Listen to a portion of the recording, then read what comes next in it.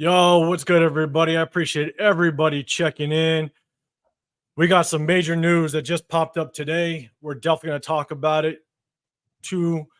One major player, one player that we've had a lot of questions about. So we're definitely going to touch on that. But I appreciate everybody coming through the chat and everybody rolling up.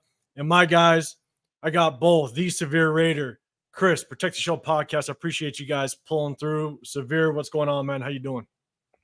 Oh man, it is. We're having a rough go of things. We're having a very rough go of things. You know, it's a tough time right now. Very tough time.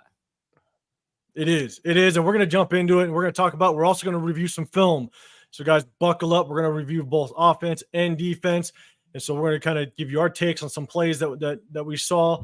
But Chris, we got some rough news today. But how you feeling overall?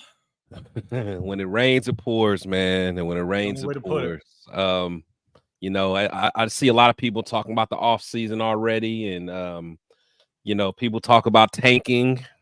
And Severe actually gave me a good analogy, man. So it's not tanking. We're not tanking at this point. What is it, Severe? It's organic tanking. This is this is a Whole Foods. If you go in the produce section, we're over there. It's all natural. It's all natural and homegrown. It's natural, man. Honestly, and farm fresh. Yeah, I hate seeing. I know we're gonna talk about the news with my man Wilkins. Big fan of the kid, man. After the game when we played the Browns, I don't know if I told you guys, but after the game, when everyone was leaving, like he was out on the field with no shoes on, still had like his like undershirt on and shorts, and he was running sprints like on side to side, just on the sideline, just doing it, man. It was just, I don't know, man. I just really like that dude, man. Just he's all about ball. He loves ball. I just hate seeing this happen. After the Cleveland game? Yeah, it's after the Cleveland game. Yeah. Yep. It's dedication. Yeah, man. It's horrible news, and we're gonna get into it. But hey, salute to everybody in the chat coming through. Huey P, appreciate you pulling up my 2 cents coming through. What's going on? Billy Davis, you're always rolling through, man. I appreciate you. 100%. Raiders Primo. Who's ready for the off season? Hey, man, not yet. Not yet. We ain't getting there, big dog. I want more football. Win, lose, or tie. I want to still see some Raider football. That's just how I am. Dre for sure. 1, 2, 3. I appreciate you coming through. Brian Rodriguez. Season over. Ain't over yet. All right, Big Mike. Big Mike. You pulling up. My guy, Big Mike. Yeah, surprise bird bath. What's going on? Was that just our cursed? Jets are cursed? I think it's Jets are cursed, yeah. Yeah, and we're probably in that boat too. So you gotta be using that voice text. You're using that voice text with that one. SoCal Sal, appreciate you coming up. Raider Clan. Let's go, Freddie Chavez. Appreciate you. Let's see. We got a bunch of people coming through. My guy, LA Raider. Appreciate you coming through as well. Raider Way. Shout out to Raider Way. I don't know if that's Hug D's or if that's Elite, man, but they got not knowledgeable, real knowledgeable, man. They I think they're just starting their channel, man. It's some real good stuff over there. Raider Way. Really? Shout out to Raider Way. Go check them out. Definitely go check them out. And then Raider Ray. Ray, what's going on, Ray? That's another guy, man. Ray knows this stuff too. Ron Justice, appreciate you coming through. Man. So people coming in, but again, guys, we're gonna talk about the news. Obviously, not a lot to really talk about, to dwell on, but we're definitely going to touch on it, and then we're gonna get into just some of the plays that went on, both offensively and defensively during the game. But you guys, as I've said in previous lives, if you guys got a question or you guys got something you guys want me to pull up, just hit that hashtag Raiders and then give me your question, and it'll just catch my eyes, and hopefully I can get back to it. And so, but again, appreciate everybody pulling through. So let's first talk about, and not a whole lot talk about it, but our guy Michael Mayer, on Locked In, the Locked In Raiders podcast. He basically, for those of you that don't know, go check him out. Locked On Raiders podcast. He basically came out and said that Michael Mayer is going through some mental things. Right, he's got. It's something that apparently his family is familiar with. And so they contacted the Raiders organization, AP Telesco, and let them know that this is something that they've seen in the past with him. And he's just going through some things with his own mental capacity. And, at the end of the day, you don't know what it is. You don't know what it is until, you go through it. But I hope them all the best, to be dead honest with you. Me too. People go through their own shit, and you never know what it stems from. And so at the end of the day, I hope the best for him. But Severe, you got anything on that?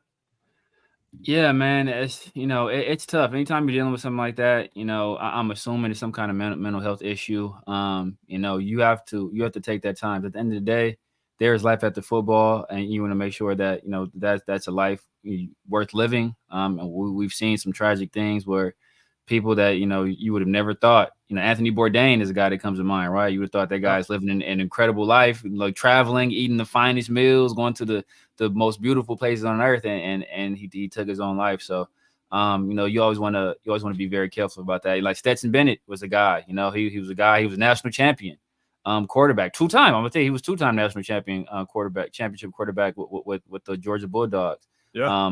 Brock Bowers' old teammate. He had to step away for a year from the Rams for some mental health issues. So you always want to, that's a very delicate situation. And I'm glad to see that the Raiders are supporting him through this time, and that, they're trying to keep everything basically in-house. Even the people that are reporting on it, they're not giving us too much details. It's for the most part keeping all that stuff in-house. Yeah. And Chris, I'll pass on to you, but I'll just give you guys a quick story. Cause my first just experience with someone with mental health issues. I coached a kid back in the day, back home where I'm from, and I coached him from basically from 10 years old all the way up into high school. Really good kid. He was our quarterback. Or I take it back. I was coaching the defense, but he was on our team, so I didn't coach him personally. But really good kid, great head on his shoulders. Had the opportunity to go on and play some JC ball and did well. And then about 5 years out of that, I get a phone call and I hear that he's walking down the street with a machete in our town. And everybody's like, wait a second, where'd this come from? And out of nowhere, just his chemical imbalance just kind of went whack. And they basically diagnosed him with schizophrenia. It just happened out of nowhere. I mean, the kid growing up, I saw him grow up as a young kid all the way through high school. And it's crazy. It just happens like that. And you just never know when it's going to trigger and how people can cope with it and get out of it. So it is crazy. So you never want to downplay it without knowing true details. But Chris, I'll throw it to you, man. What's your thoughts on it? Yeah, no, you guys hit it all on the head. We get on here and talk ball, and we make jokes and have fun with it, with our banter. But at the end of the day, these guys are people. They're humans first. He's a son, maybe a father, a brother. There's so much beyond football, but and these guys have a lot of pressure. At the end of the day, they have, we hold these players up to a high pedestal. A lot of pressure. We don't know what he's going through, but one thing that I do love about Mark Davis and the Raider organization is they try to get people help that needs the help. They could have handled the Chandler Jones situation a lot different, but for as crazy as that was, I think the Raiders handled it pretty well. And I really believe that Mark's going to make sure Mike has all the resources that he needs. Just as a fan base, all we can do is support him. And put our thoughts up to him. Because at the end of the day, him as an individual is way more important than him as a football player. So I hope everything's okay. Hope he can bounce back from it. You just never know what someone's going through. That's just the realest it can get. Yeah, I agree. And Huey P, real quick, I'll let you know what kind of we'll go back to that because Devin White, he definitely was released, and we'll touch on that. So I'll come back to this one for you. But Anthony Estrada, he said any words on Wilkins, and I'll kind of throw it out, and we'll go into that conversation. That topic is Christian Wilkins. He had an injury to his foot, which was I'm blanking on it. Severe. What was it again? Is Jones fracture? Jones fracture. Yep. Has a Jones fracture on the outside of his foot, which takes months. It potentially can take months, and basically you can rule him out there's a good chance for the rest of the season. Oh, because if you're months, it's going to take. Oh yeah. It's going to take a long time for you to get back into it, and at the rate that we're going, the likelihood of playoffs is extremely slim at this point. And so, Yeah. You can almost chalk it up as we won't see Wilkins moving forward, which again, extremely unfortunate. So that's the word so far on the IR. Don't expect to see him. Chris, I'll throw it at you this time. What's your thoughts on Wilkins as it stands? Yeah, like I said, I hate it, man, because one thing about him is his motor, his attitude. You could tell he's good in the locker room. The guys love him. And he wants to do well. Just like I told that story. I mean, he puts in the work. He has that work ethic similar to Max Crosby.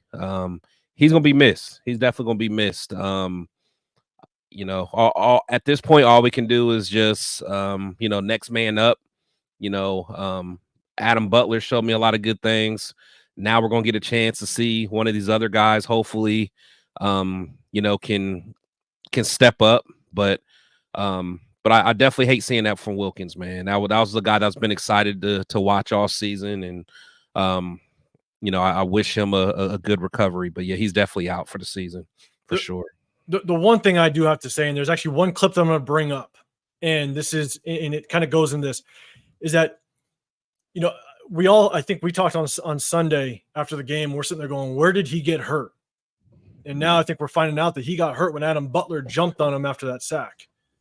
Yeah. And I think that's what I'm hearing. And I'm sitting there going, look, like, these are the type of things that we need to just kind of cut off, right? You cannot do anything that extra. I think back to when Wilkins jumped over Max. I think Max had a sack and Wilkins literally just leaped over him right over his head. And I'm just sitting there going, okay, I understand the excitement. Yeah. You know what I'm saying? But you got to be just a little bit smarter than that, especially the way Adam Butler came in and tackled him. Like, he's a big boy too, man. Like, man. And I can't imagine how Adam Butler feels right now. Yeah. You are the reason why. And again, chat, you guys correct me if I'm wrong. Chat, correct me if I'm wrong, because I think that's what they said, where he suffered the injury. But I think that's where they speculated it. Where they speculated it happened at. But I'm like, you got to put that shit in check, because look at where we stand. Our $100+ million defensive tackle that we invested in to come in and be just one of these anchors on the defense is now gone for the season. This is the type of shit that you got to be just put in check. Be excited, be hyped up, but damn, be smart about it. And there's a clip that it'll be the first one that I show, and that'll be kind of what I put up there. So Huey P, I appreciate you saying Jones fracture. Yeah, that's tough. Real quick, just so you guys know, got my guys up here, the Severe Raider. Make sure you guys go hit the like button wherever you're at. Go, make sure you subscribe to Severe Raider. You got my guy Chris, Protect the Show podcast. Make sure you go subscribe, hit the like button wherever you're at. I'm 805 Raider. My channel is Real Talk Raider Nation. And so I appreciate the support, everybody in the chat. Got it. Appreciate it. Again, we're going to go over for you guys coming in, we're going to go over some game film and break that down. It's what we like to do on Tuesdays. And so, yeah. And for anybody not familiar with what a Jones fracture is, it's on the fifth metatarsal, which is like the outside bone of the foot, like almost like where your foot has that little like it pokes out a little bit on the side. It's basically right there, and it's like kind of toward the base of that. And one thing you know about Jones fractures is that they have a very high rate of delayed healing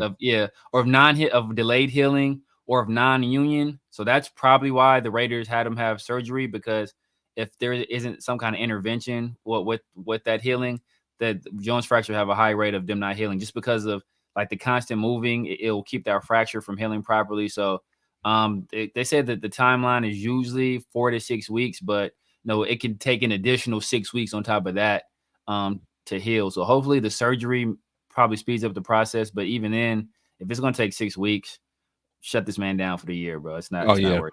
Shut him down for the year. Yeah. Well, I 100% agree. We got some more comments. We got Dirty 33. Oh, saying fire Getsy. Adams never was and never will be a Raider, just a diva. Give AOC a shot. Minshew folds after a mistake. Most importantly, let's go Raiders. 100% I agree with you with the let's go Raiders. We can definitely talk a little bit more on all the other points.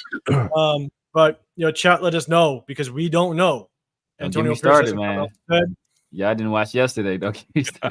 Antonio Pierce hasn't come out and said it, but there isn't a solidified starter at this point. So here's my question: is chat? Let me know. Do you want to see Minshew? Do you want to see Aiden O'Connell? But let's do this. Whether you want to see it or not, and I'm gonna ask you guys because man, I respect your guys' opinion. Who do you think we should go with at this point? And I don't want to spend too long on it, but because we definitely want to get into the film. Who do you think we should go with at this point, given the fact that Minshew was benched in a point where, it's debatable whether we could have come back. I think it was the score was 10-20 at that point, with still a whole quarter left basically to play. Yeah. And so 2 quarters. 2 quarters. Yes. Yeah, it was early third. It was early third? Was that early? Yes. Okay. Yeah. Maybe I was just too pissed off to really pay attention. And so with time left, and so Severe, I'll throw it to you first. Who do you think should start going against the Steelers at this point? Honestly, if you want Aiden O'Connell to start the rest of the year, do not start him against the Steelers. Do not start. That is not the game you want to throw him into against one of the best defenses with the guy like Mike Tomlin over there. Like you don't want to do that to him with TJ Watt, with Highsmith, with Cam. You like Cam Hayward against Andre James. Oh my God! It's always nasty. It's always nasty. So if you want Aiden to survive that game, like, you do not throw him out there. Give Gardner another chance. If he goes out there and struggles again, then the following week you can give kind of Aiden more of a clean slate and let him start from there on out, or make the decision to go for him. And hey, this is your job for the rest of the year. And if he struggles at that point, then maybe you have to go back to O'Connell. But don't start him against Pittsburgh, because that's going to get ugly with his immobility and our offensive line and that defensive line. That's going to go downhill fast. Yeah, Chris, what's your thoughts on it? Do we start Minshew or Aiden O'Connell in your opinion? Yeah, like me, I still want to see Minshew, because for one, Aiden's really going to struggle against Pittsburgh. So for us to get a good look at Aiden, it's not going to be Pittsburgh's not going to be a good look for him, honestly, because what's going to happen, he's going to look so bad against Pittsburgh, then you guys are going to start talking about Carter Bradley. So best bet, let's let Minshew keep going until we're finally done with him. I know a lot of you guys are finally done now, but to put someone like Aiden in against Pittsburgh and that defense and the way our line is, just like he said, what's his name, Cam against Andre James is going to that's going to be unbearable to even watch that. It's going to be unbearable. And then you got Glaze over there against TJ Watt. Like it's going to be nasty. It's going to be nasty. So we already know Aiden can't move. I know you guys are going to try to say he gets the ball out faster, but just for you guys' sake, the ones that are just so pro Aiden, we have film to probably contradict that, I'm sure. So we'll bring up some film. So here's my take on it is, I don't know if our situation is going to ever really get better in the short term, not within the next, I'd say 4 or 5 weeks, because there's so many pieces on this offense that is shifting around that, and some of you guys say fire Luke Getsy. I'm not there yet at all. Reason being is because Luke Getsy is having to deal with so many injuries and missing players.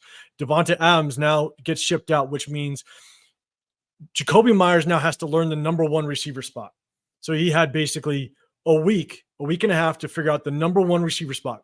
Learning a brand new position on an offense, on a professional offense, is not easy. And now you have Trey Tucker that now needs to learn the number 2. Then you have DJ Turner walk in, and then Michael Mayer is out all season long. Michael Mayer we brought up John Shanker from the practice squad that got substantial playing time. Now you have Harrison Bryant that's playing the Michael Mayer position. Now John Shanker is now having to come in and play the Harrison Bryant position. You have so many moving parts. And then you have 2 rookie offensive linemen on the offensive line. I mean, and you have a center, and I'll bring up the clips. You have a center that is playing horribly since day one. You have a left tackle that's supposed to be the veteran, the anchor on this offensive line, and he is nowhere near what he was a couple of years ago.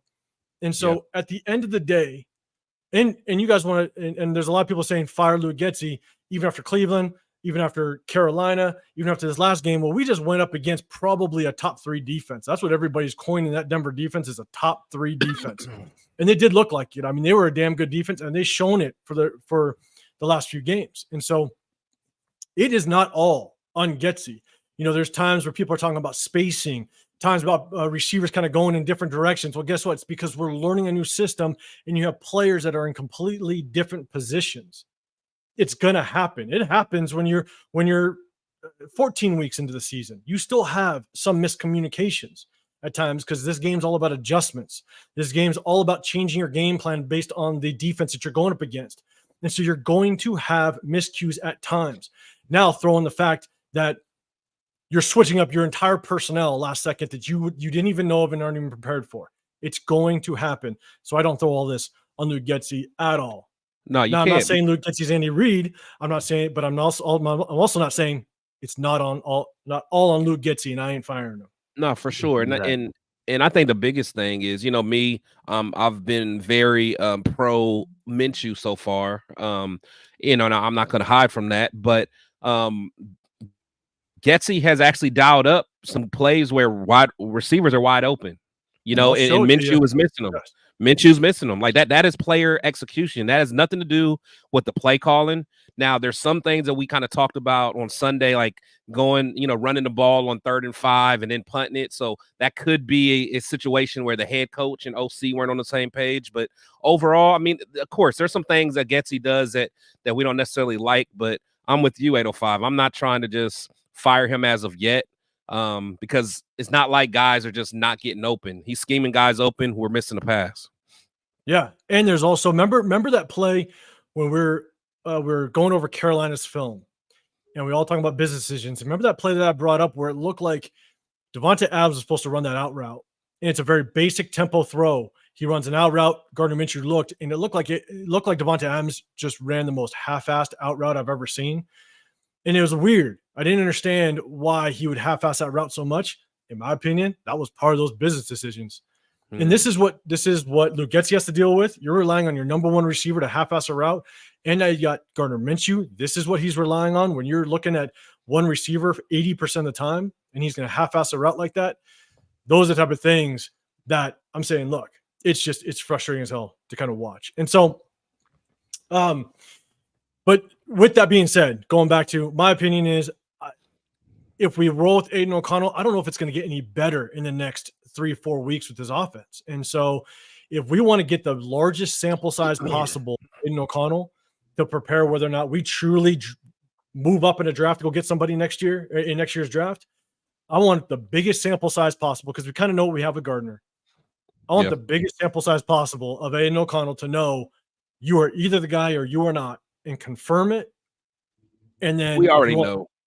But as long as you can confirm it, then you can throw the house. You could throw everything at the draft. You know what I'm saying? And so then you can justify it knowing you don't have anybody in the building that can actually play 100% and be considered a franchise quarterback.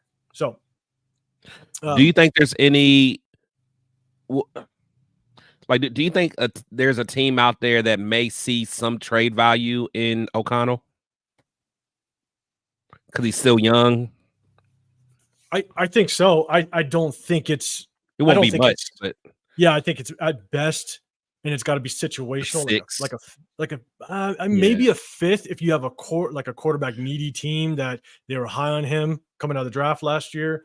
Yeah, me, and that's I'm saying maybe. You know what I'm saying?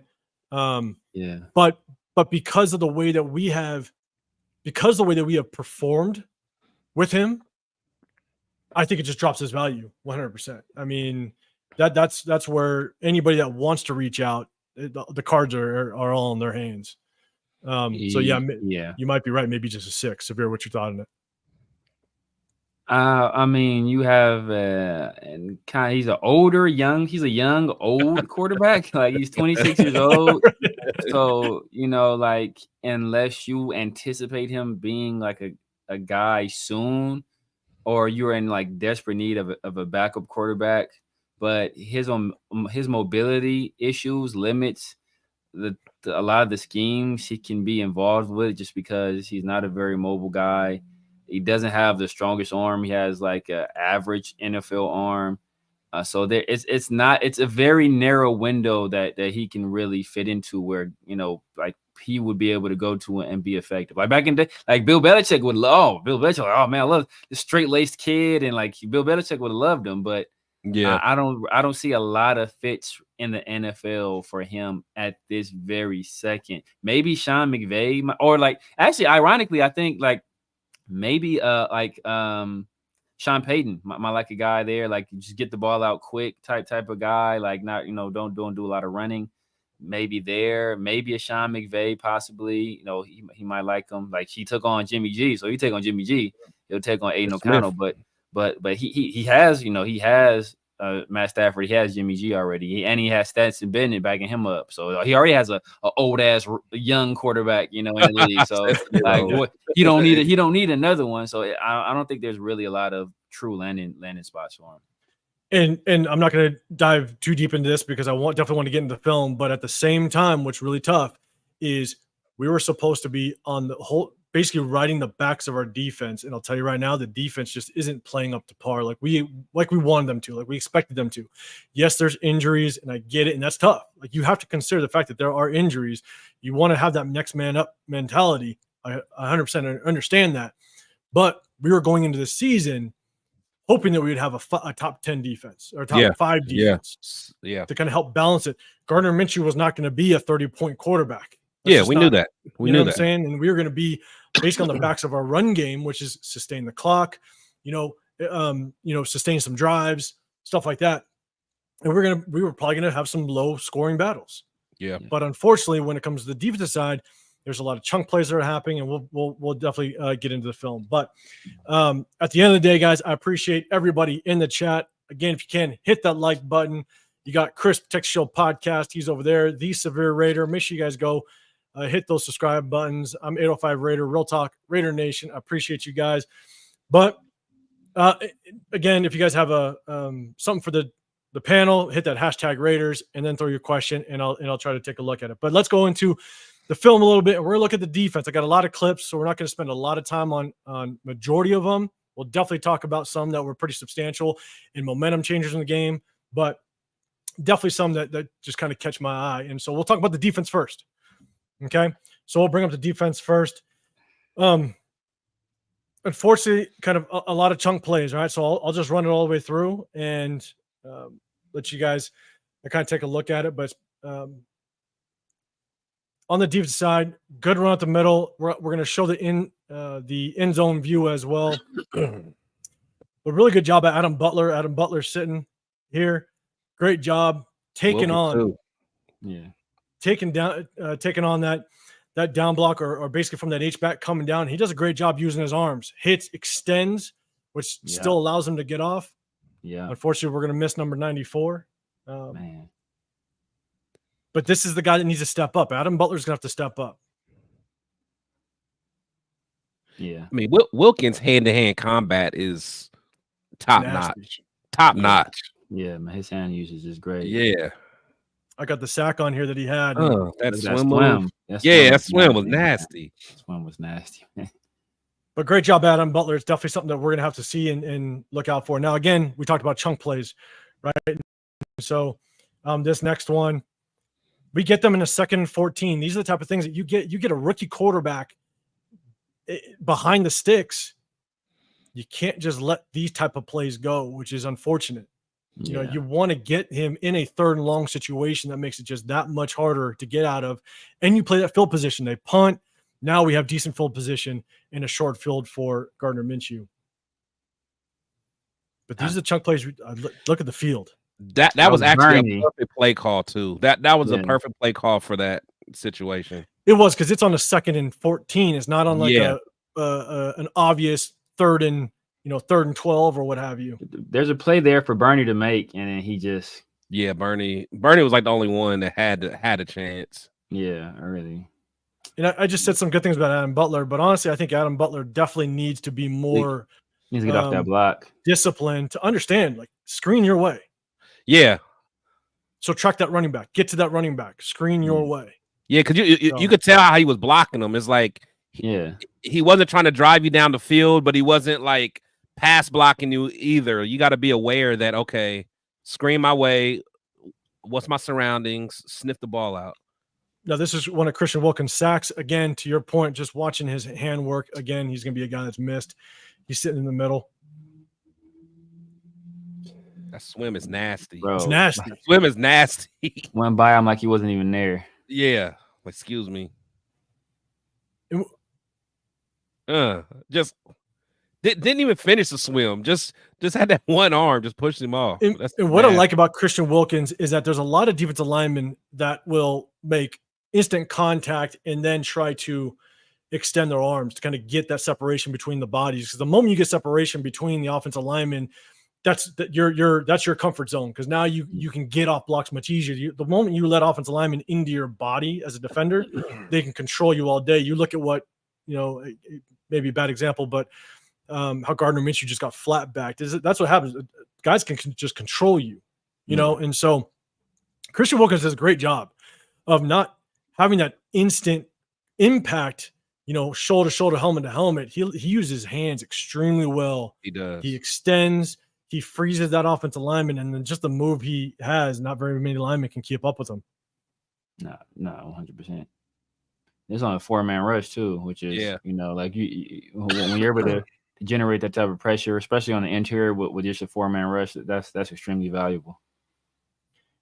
And this play is actually on the top of the screen. You got Jacorian Bennett. It's a great play by Jacorian Bennett. He does get twisted around at the top of the route a little bit. You want to see better, just kind of body control, but this is where he bats it down in the middle of the field, which Jacorian Bennett, and we'll see it. We've seen it in the past. We're going to see it this game. I think Jacorian Bennett is without question our number one corner at this point. Shout out to Chris. You've been saying it all offseason. I was about to say, I'm going to remind y'all. I'll give credit where credit's due. Who was the only one rocking with Bennett? I was the only one. Good play, JB. Yeah. Great job. Top of the route again. Gets twisted up a little bit, but great recovery speed.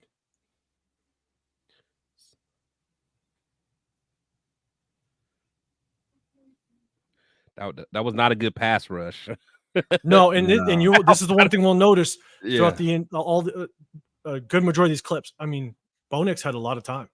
We got to him at times, right? We had a couple sacks on him, but there was also times where he got to sit there pretty comfortable. Yeah. I mean, I played a Troy Franklin that he dropped. He had all day on that one. Yeah. Like, that's way too much time. But look like we dropped some guys in the coverage, or we had some guys that were like spies. And I think you saw it later on in the game where they even took Max Crosby and started spying him with Max Crosby, so because Bo Nix, he can take off. Yeah. And now here's the flip side. This is where, again, more chunk plays that we have to minimize the big plays, the chunk plays that just get them onto our side of the field. And this is Jack Jones down at the bottom where it's man coverage. You got to just be more sticky. You let the inside receiver just cross over. Yeah. And you give too much room. Too much cushion, man. Yeah. Yeah. Too much cushion. And I think that's Harper playing safety. I think he's expecting some middle of the field help from that guy. He is a little bit. Yes. So so Harper, it's still on Jack, but I think that's a little bit on Harper as well.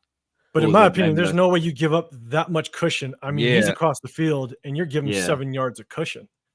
You're basically half-assing your way over there. Yes, you got Harper that's sitting here, which you have a little bit of help in the middle. Yeah, but I mean, because who's at the bottom of the screen? Is that? It looks like Merrick. Merrick, okay. Yeah, it's almost like Harper. He was actually in position. Then he started running the opposite way. Yeah, it's like looked like he was there where he needed to be. And even if he's looking at the quarterback's eyes, like the quarterback's eyes are clearly looking like the other direction. Like he's literally going to where nobody is. Because this is some kind of I don't know. So, and this is the pitch coming down to the near sideline, and we just have a little bit of over pursue, which is tough by the linebackers. I will point out Adam Butler, he gets tripped up a little bit. So the interior D lineman weren't able to get over. But again, just more chunk plays happening in the game that just doesn't allow us to shift the momentum at all. Hold on, yeah, we gotta go back. Well, we show the end zone view too, which it's a good view. Yeah, some some over pursuit there, huh? 4 or 5. Some over pursuit there, right? That's wow. Oh god. Way to abandon your gap responsibility on that. So look, I'm not too mad at Eichenberg on this one. Okay, I'm not going to give him that much, only because Adam Butler, I think this is either Nesta Jade or John Jenkins. I don't know, but you see Adam Butler. If Adam Butler continues down, he closes that down. And I think Eichenberg is relying on Adam Butler kind of going down with him, but I mean he gets closed off and manhandled. What is Tyree doing right there? That's exactly what I was looking at. Like, for one, Tyree got off the line late. That's always though. Like, yeah, man. But I'm not too mad at Tyree. Tyree's trying to force him back inside. Yeah, he forced him. But honestly, 805, I don't know, man. I think Eichenberg was the key to that, right? Eichenberg got washed. He got washed out. Tyree's trying to force him back inside. It looks like Spillane is where he's supposed to be. Eichenberg is not where he's supposed to be. Nahab kept outside contained. So really, it's like, Jenkins. But here's the key here. Yes, yeah. Butler gets turned completely. If Butler continues down and washes down with them, he should be right behind this offensive lineman. Dang, what's Big Jenkins doing, man? Yeah, this interior they got beat up. Yeah, Big Jenkins need to be. And Max, I don't know what Max is doing. They're having a staring contest. But I mean, look, yeah, it's not played great, but I don't put this all on Eichenberg. It's not I'll put it all on him. No, I would like to see him, because he's now just running back. Even if he backdoor, I think if he backdoor that, he can make a play. He over pursued it. He could have backdoored it. So I don't know why. Why are you have help right there? Like, you can backdoor that and Adam Butler got killed. Let me pause it, because if you backdoor this, right? See, if he comes here, you got Tyree washed. Spillane's out of position. Yeah. If Eichenberg ends up coming underneath there's the hole. Yeah. So I think Adam Butler, they need to watch. I mean, Adam Butler has to do a better job of playing. Because I mean, one of the things that I've always coached my defense. Who was was Butler the DT on that side, or was Jenkins, on the left? No, Butler's on that side. Okay, yeah. So that's on Butler. He gets doubled. Yeah. The offensive line does a really good job. This tackle is the way I want our tackles to chip, our guards to chip. So he does a great job chipping Adam Butler to get to linebacker, and he chips, and then he reaches to the second level to Eichenberg. They do a great job. That's how you double. Yeah, that was well blocked. Yeah. So that's zone. That was zone too. It looks like. Yeah. So again, just more chunk plays, which is really tough. Not to put it all on the defense again, but these are the things that we got to correct big time. Missed tackles, man. How many people had the opportunity to tackle that guy?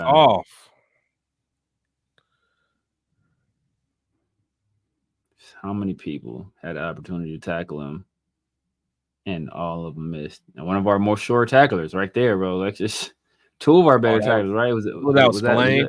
That's Spillane and Palomar, I want to say. Not Spillane and Jack. And you see Morg's attempt. You see him coming late down below. You watch. He just throws a shoulder. Like, what are you doing? Like, he didn't even throw a shoulder. That's a business decision. That's a business. He didn't even throw a shoulder. It is. So it's tough. And look, this is a good play call. This is basically kind of an RPO in a sense that Bo Nix, he's just looking where's the defensive hold the hell. Time out. What am I seeing on the screen? What are you looking at? Myra G's comment. He just put a.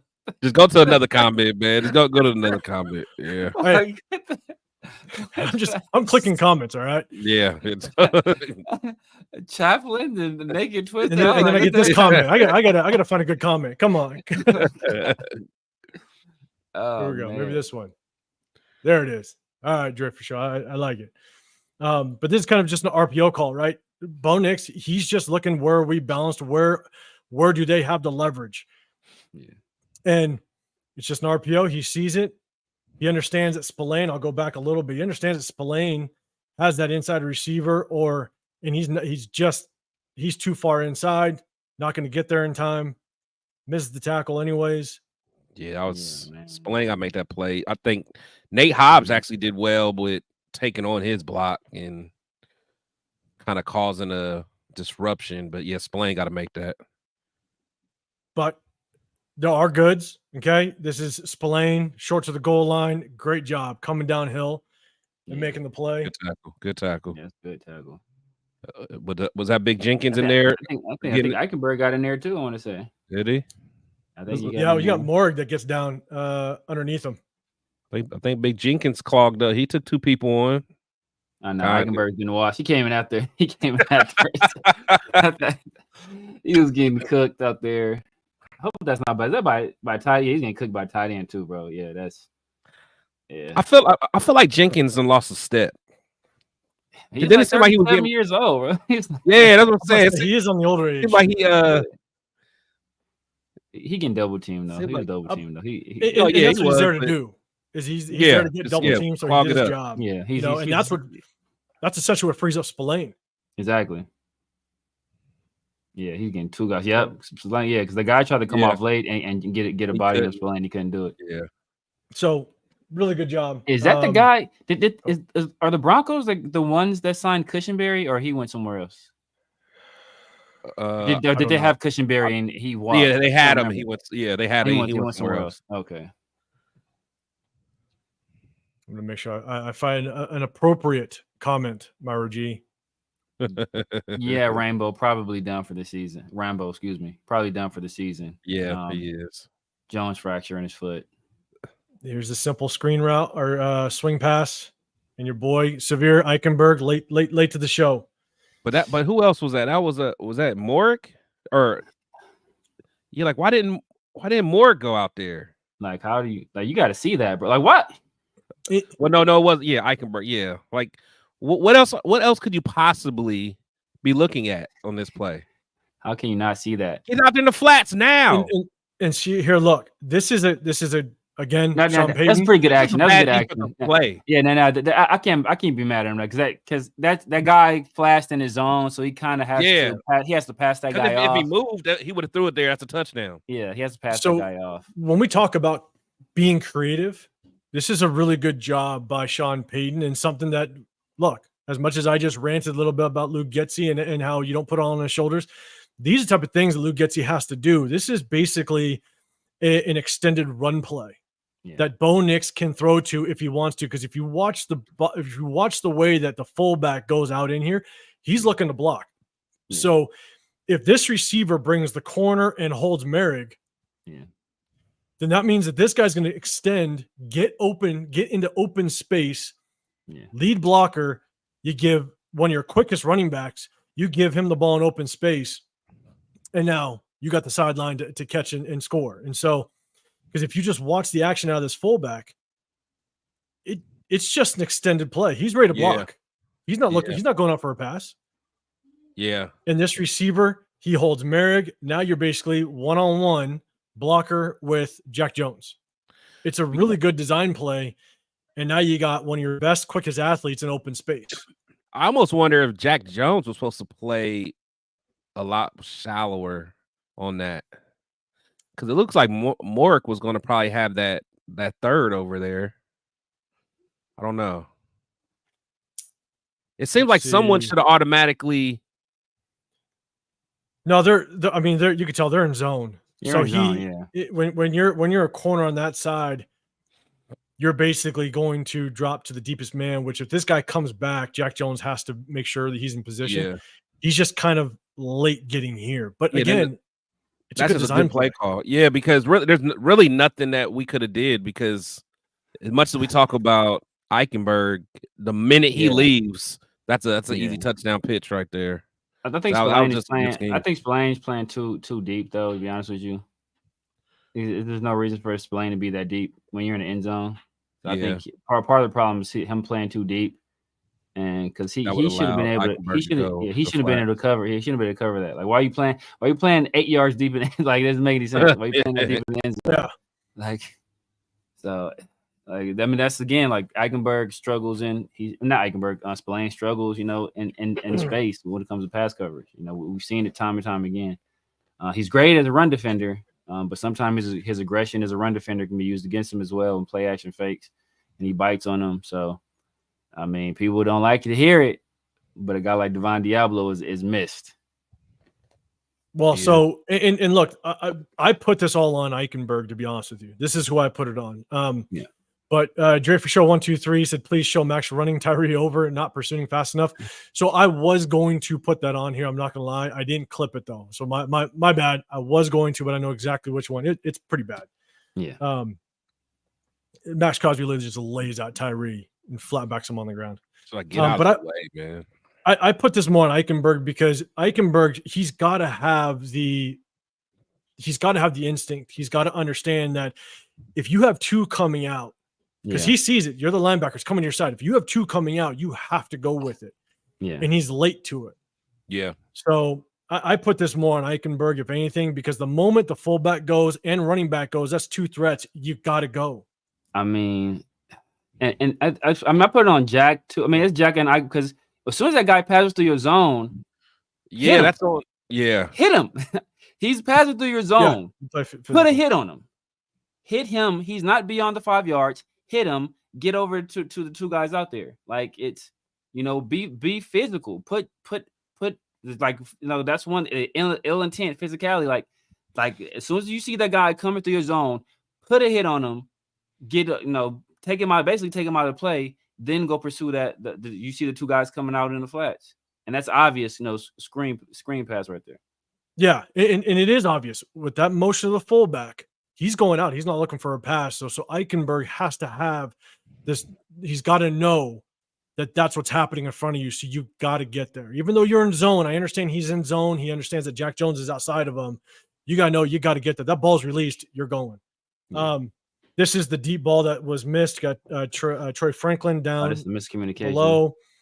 And this is what motion does to you. And this is a great job. Again, good play design. You got the motion that comes down. I'll pause it. So you have Nate Hobbs that's coming with the motion. You got Jacorian Bennett locked up down here. But what happens is you snap it and these guys are stacked. Yeah. And what that forces is it forces these two guys to communicate who has who. And they didn't have enough time. They should have been communicating before this. Fact. And realistically, in my opinion, what Jacorian Bennett should have done is you start to back off. You start to bail just a little bit so you can communicate, give yourself a little bit of room so you guys can watch them release. And a lot of times for defenses, they'll release and they'll kind of zone it up. If a receiver goes in, Nate Hobbs goes in. If a receiver goes out, I got him. Yep. So, but it's communication. So who's the sex? So who's right there in the back? Is that Nate? No, right there. Is that Nate right there? Yeah, that's Nate. Is Nate? Yeah. So because that. I mean, really, that should be like a banjo call, right? Like you see these guys stack like that. You got to make a banjo like, hey, you know what? I'll take yours, you take mine. Yeah, you get the other guy. Yeah, switch. Depending on if they're running a switch release, like, you know, hey, banjo call. I'm gonna hop on this guy, you take that guy. But the thing is, and most of the time you will see corners back off. You'll see corners back off. But what happens is, and I'll play, Jacorian Bennett tries to stay. And Nate Hobbs. Yeah, they both. Yeah. So Jacorian Bennett, he doesn't stay with the man, he stays. But because this guy has an inside release, he's assuming Nate Hobbs is going to take him. Now, he goes deep, and even Jacorian Bennett, he took him still. And he still gets beat. I think he thinks he has safety help. Yeah, I'm about to say, I think he thinks he has help. He does, but I think watch the inside guy, which again, I don't know who the inside guy guy runs is. open. He runs wide open. Bo Nix could have picked and choose who he wanted. And so that's what holds Polamalu, which doesn't allow him, Jacorian Bennett, to have safety help on top. Yeah, see, that's why I think there was communications. I think that it looks like Nate was expecting to take the outside guy. He's expecting that Jacorian was going to stay with the inside guy because he was late getting over there.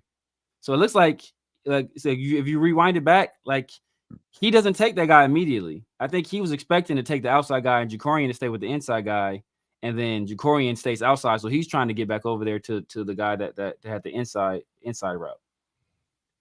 Yeah, but either way, it's just lack of communication. Yeah, right. Yeah. And you see here, because this receiver is coming free across the middle, that makes Paul Mao have to score his shoulders up, and he can't release and try to get on the top. Yeah. But either way, ball's already released, wide open. Wide open. What JB doing right there though? Why did he stop? That's what I'm saying. I don't.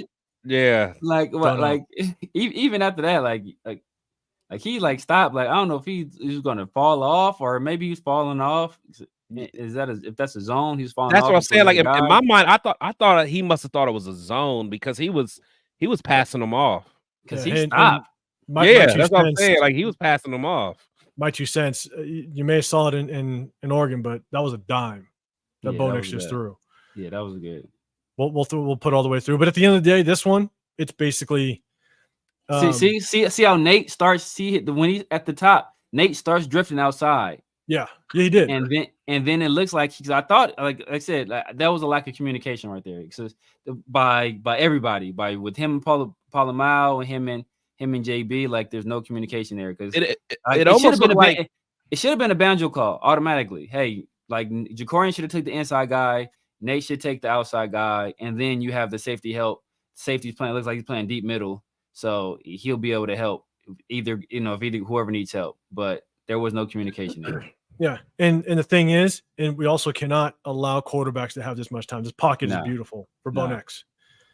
I mean, he's got all the time in the world to just release that. And again, we just can't have it. So yeah.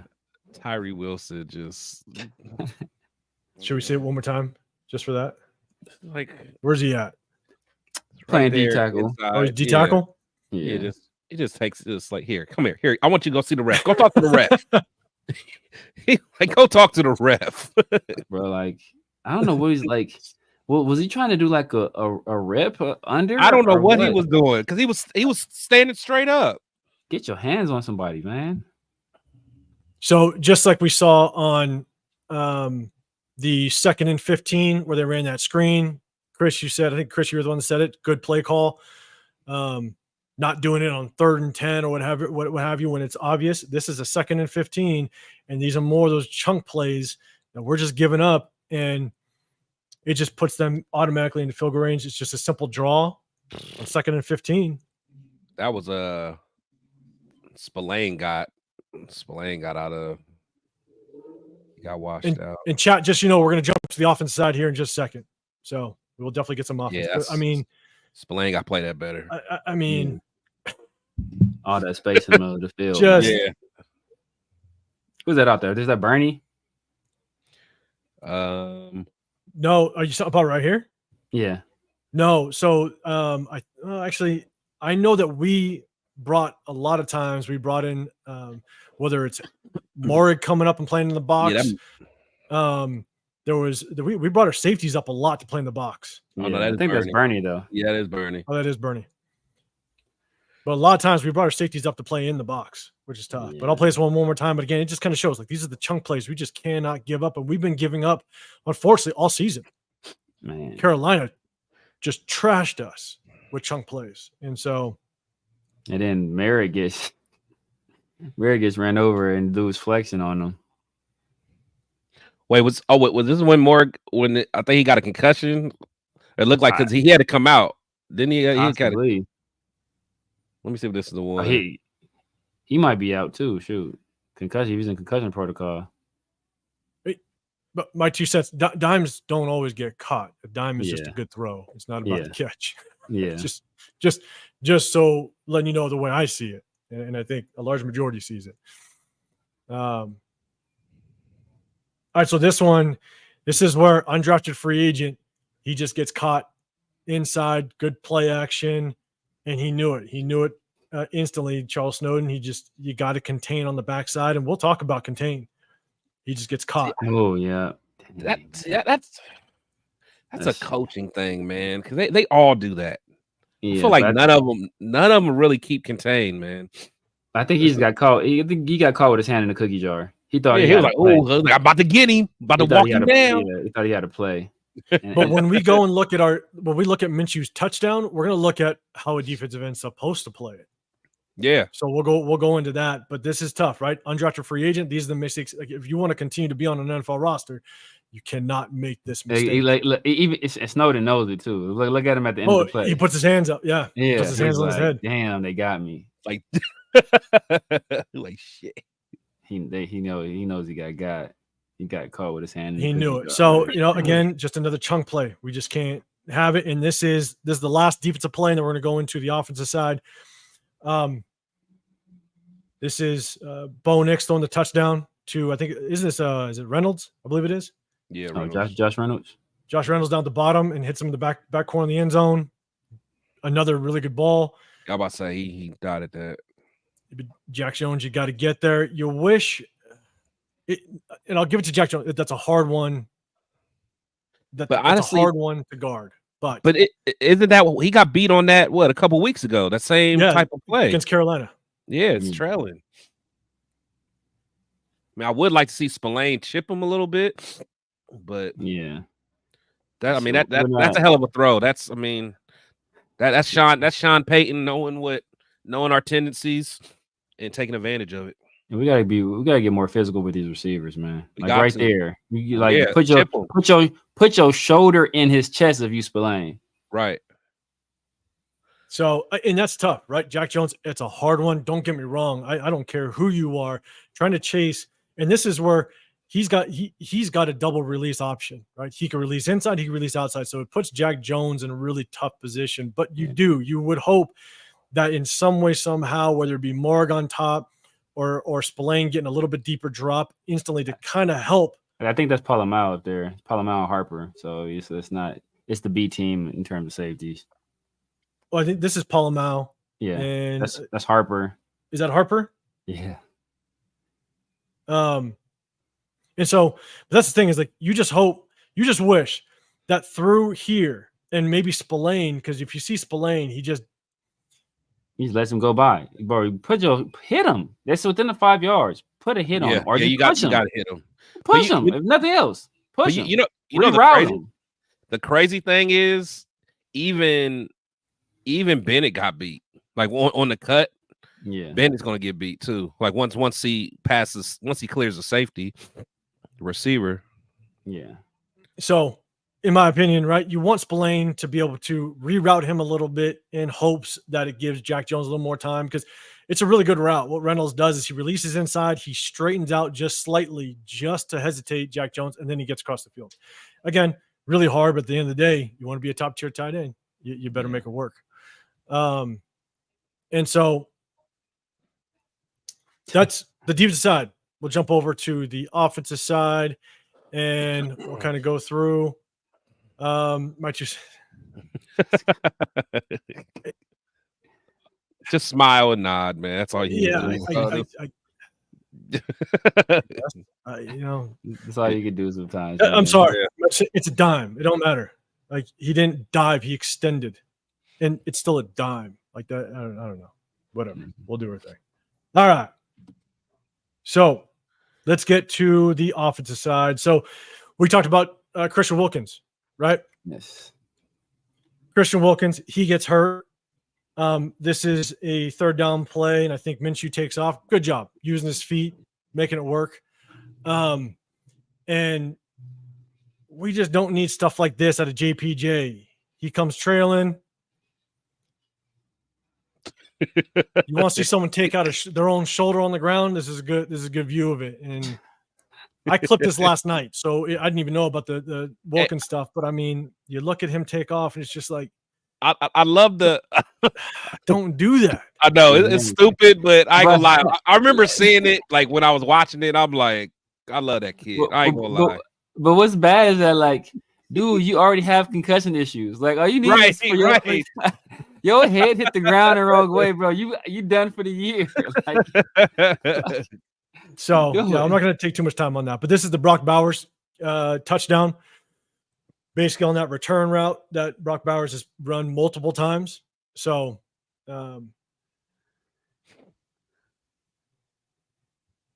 Brock Bowers at the top of the screen, kind of bends it in and just mosses him. Great catch. Yeah. Great catch. Great catch. Great catch. And in my opinion, I mean, that's all Brock Bowers. That's all. I mean, I said it before, just to have the discipline to not push the guy like that. And then like there's only a handful of tight ends in the league that can make it that play, right? Like Njoku, maybe Evan Ingram, maybe Kyle Pitts. Because there's a lot of guys that can catch that ball, but to be able to separate from a corner like that after the catch, there aren't too many guys, there aren't too many tight ends in the league that would score on that play. So that's just fantastic. That just shows the kind of athlete that he is. And I mean, look, you got to say it as it like.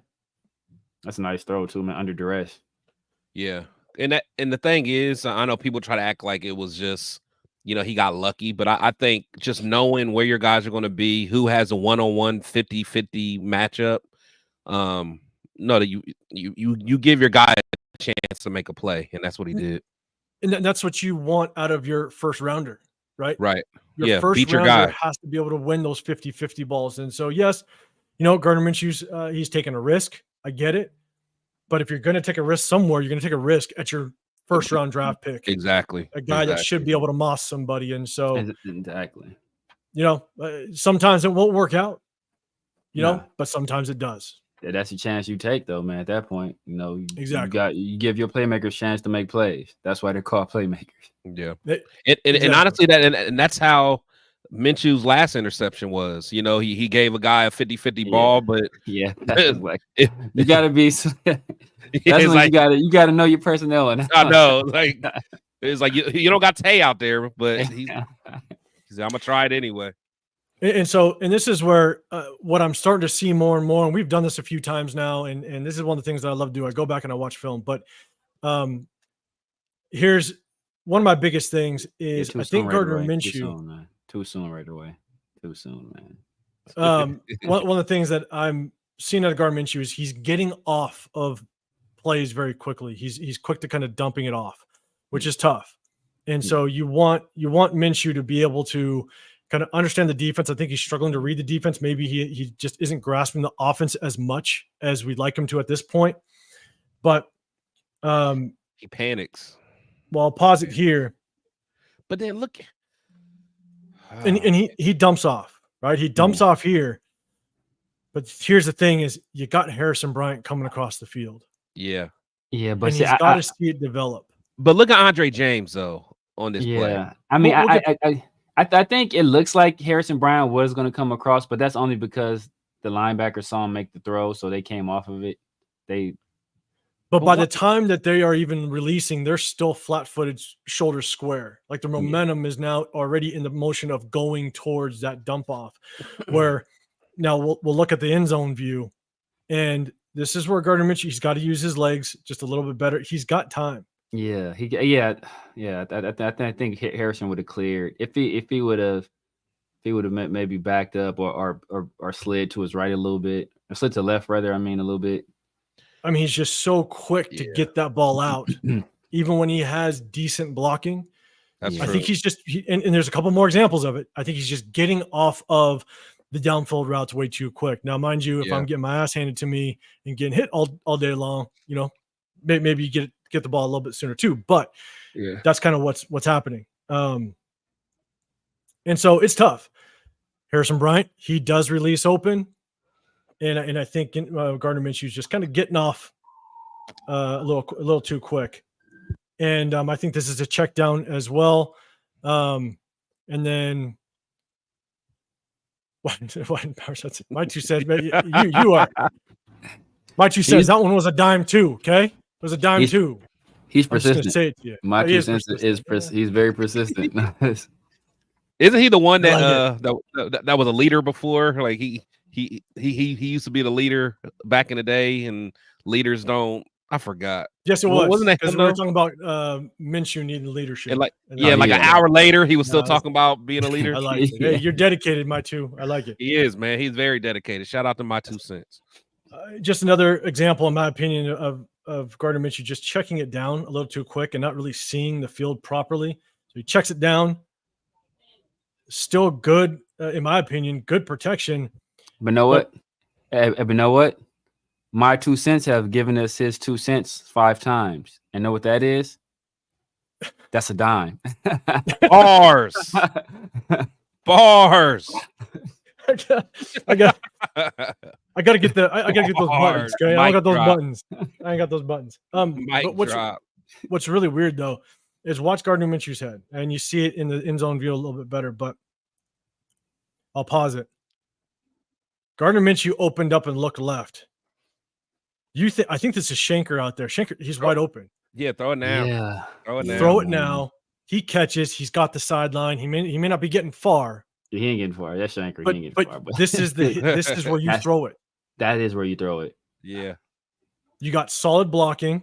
Finally, the offensive line is doing a decent job. That's a nice pocket. That's like one of the best pockets. Oh yeah, that's the best you're gonna see with us. That's the best you're gonna see. Is he locked in on Brock right there though? Is he trying to get? Yeah, because Brock was coming. Brock was coming, but by then he already made up his mind. Yeah, he made up his mind, and I think Brock would have been open though. I think his clock has been sped up. But he's not, because now that safety is driving on it to Brock though. Shanker was the way to go. And in the end zone view, you see Minshew opens up and looks that way. Yeah. And so he should see it. He should see it develop. Quick read. Yeah. You got linebackers that's sitting inside. The DN's going to come. You got linebackers sitting way too far inside. The corners is sitting 5 to 6 yards off. I think it's Trey Tucker. Or no, I think it's Jacoby Myers. He's going to drive this corner. You got the sideline. You got nothing but grass on top. And so you got hold on, where is it? You got motion. You got motion coming a little bit. I'll back it up just. That linebacker's so far away. That's a quick read. Yeah, and he's a yard 2 inside. That's what I'm saying. That's a quick read. You got these guys. They get run into a little bit. Again, I think this is Harrison Bryant, which this is, in my opinion, I think this is typically Michael Mayer's position. So you got Harrison Bryant playing out of position. And so they get mixed up a little bit. I think that as we play it, I think Brock Bowers has to kind of let Harrison Bryant go a little bit to kind of clear, because I think that's what Harrison Bryant's route is kind of a clear route, because then Brock Bowers comes underneath and then you kind of sit right in the middle. But I think they just where they're playing like a cover 3 cloud, it looks like. No, it looks like 4. Looks like a cover 4, but it's hard because you can modify. You can modify that 4, but it does look like a potentially a cover 4. But I'll go to the end zone view real quick. But you watch Minshew's head at the snap. He sees it. It's there. He just doesn't pull the trigger. And what was the down and distance? I mean, that looked like 2nd and long too. So he was probably trying to get something a little bit more down the field, or wanting to be safe. Yeah, like 2nd and 15. 2nd and 15, but then you dump it off. Yeah. So, that may have not been the best play call there, period, unless you're like, okay, well, actually field goal. It's if Gardner Minshew hits this. Yeah, I think if he hits and Shanker goes up the field for 10 yards or so. He checks it, man. If he throws it right there, as soon as he checks it. But part of the problem is I don't think Shanker was looking as well. So Shanker has to, if he's clearing out there, he has to look. He has to look. Yeah, like, because you got to throw it quick. I mean, his head's there. Right there. He's looking at him. It's there. I don't think Shanker was looking though. I don't know if Shanker was looking. But that's that's throwing with. I mean, not anticipation, but it's still Gardner Minshew. Gardner Minshew's got to still throw it. Yeah, that's on Shanker to get his head around. So again, it's kind of just showing that look, the plays are there at times. Yeah, Minshew, he's not seeing it. It's tough. But it's not even not seeing it. He's just not pulling the trigger. He sees it. That's the problem. He's looking. Yeah. He sees it. He's just not pulling the trigger. And we've seen it before where he looks at a guy and he has him and he's not pulling the trigger. And I think I think part of the reason is like he's so scared to turn the ball over, but then he still turns the ball over. Turns it over. My 2 cents giving you credit, Severe. I like it. Credit to you, my 2 cents. You're always in here, man. We love going back and forth. Yeah, my 2 cents is he cool, man. Cool people. It's good stuff. So this is Amir Abdullah's long run, which is good. I want to show it because this is kind of the running back we probably will need in a zone scheme. Actually, I think this is actually a power run, actually. Abdullah. But it's a good cutback. If Abdullah been 5 years younger. Yeah. Good block by Bryant. Y'all try to act like Bryant can't block. Little bit of block. That's all it's good for. It's a little split zone, little split inside zone, which is good. But that's the cutback. Yeah. That's the cutback you need in a zone scheme like this. And so Amir Abdullah does it. We obviously know Zamir White just struggles with it. Now that's an old school Colton Miller right there. Yeah. That's a Colton I remember. Right down here. This was a good one. Yeah, clean that dude up. That's old school Colton, man. Yeah. Boom. Get him out of there. Yeah. And Jacoby. Yeah. Jacoby was, man, so Jacoby's cracking down on he's cracking down on DNs, man. Like Jacoby got no when it comes to blocking, Jacoby got no look. Boom. Get out of there, bro. Yeah, Jacoby there. Get up out of there, bro. Devontae for damn sure ain't doing that. Devontae he'll set a screen for you. Oh yeah. Boom. Business decisions. But that's what we need. I mean, but that play, like if Zamir White's in, he doesn't make that cutback. No. So no, bro, no. It's definitely things that we need. So I definitely want to show that one. That was a good one. It's kind of, this one is to kind of show just what we're dealing with. Again, we've showed it multiple times in the past, but when it comes to the offensive line, actually, that was that a JPJ kind of getting beat? Let's see. Yeah, he did. Yeah, he gets beat a little bit. Does a good job, kind of getting his hips around his guy. But watch Andre James. Andre James getting destroyed. No, just nobody. Yeah. Now, don't get me wrong. Like offensive linemen do this, but you see this so consistently with Andre James. There's more that I'm going to show, and it's tough, you know. And I think that's a zone scheme too.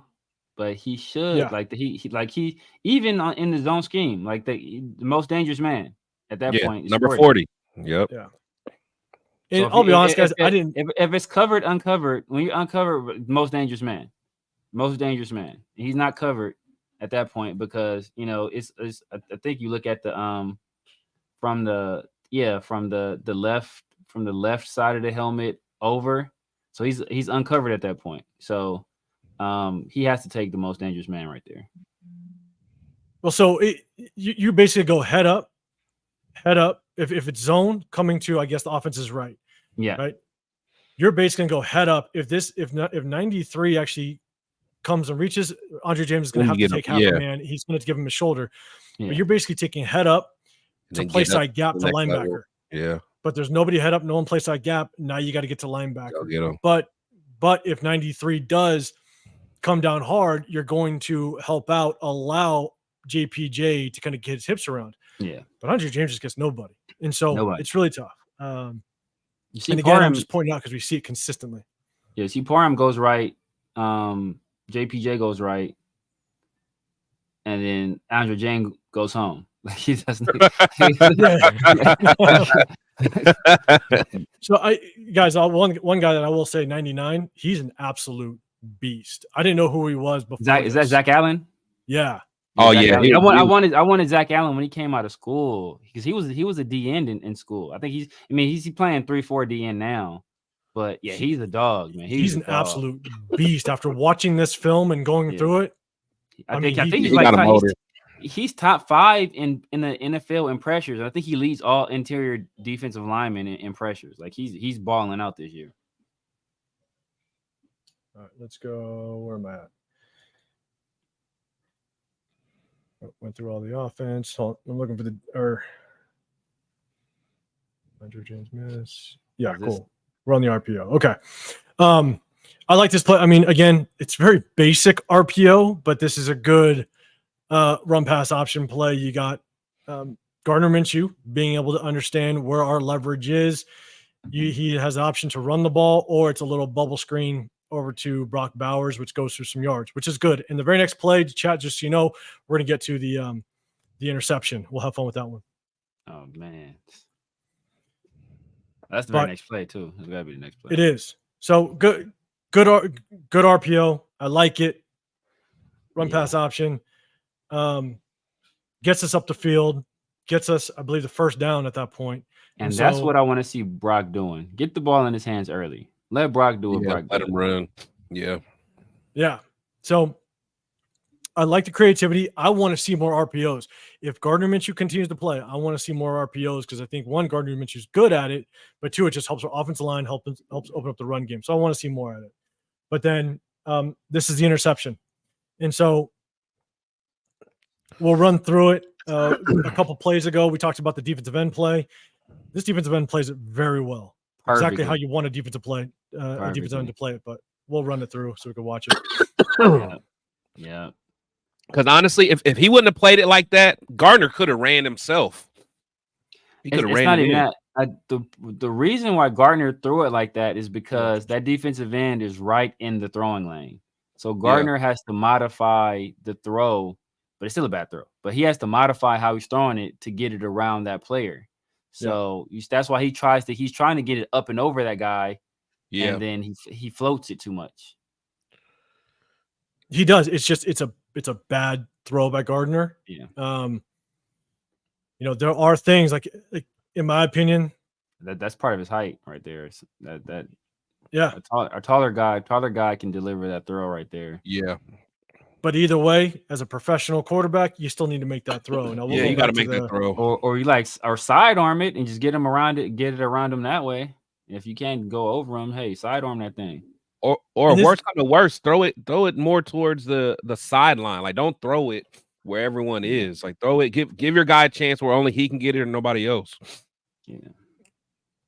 Exactly. And here's the thing is, and I think D182 saying bad call by Getsy. I think it's a very good call. The defensive end played it very well. The only thing is that the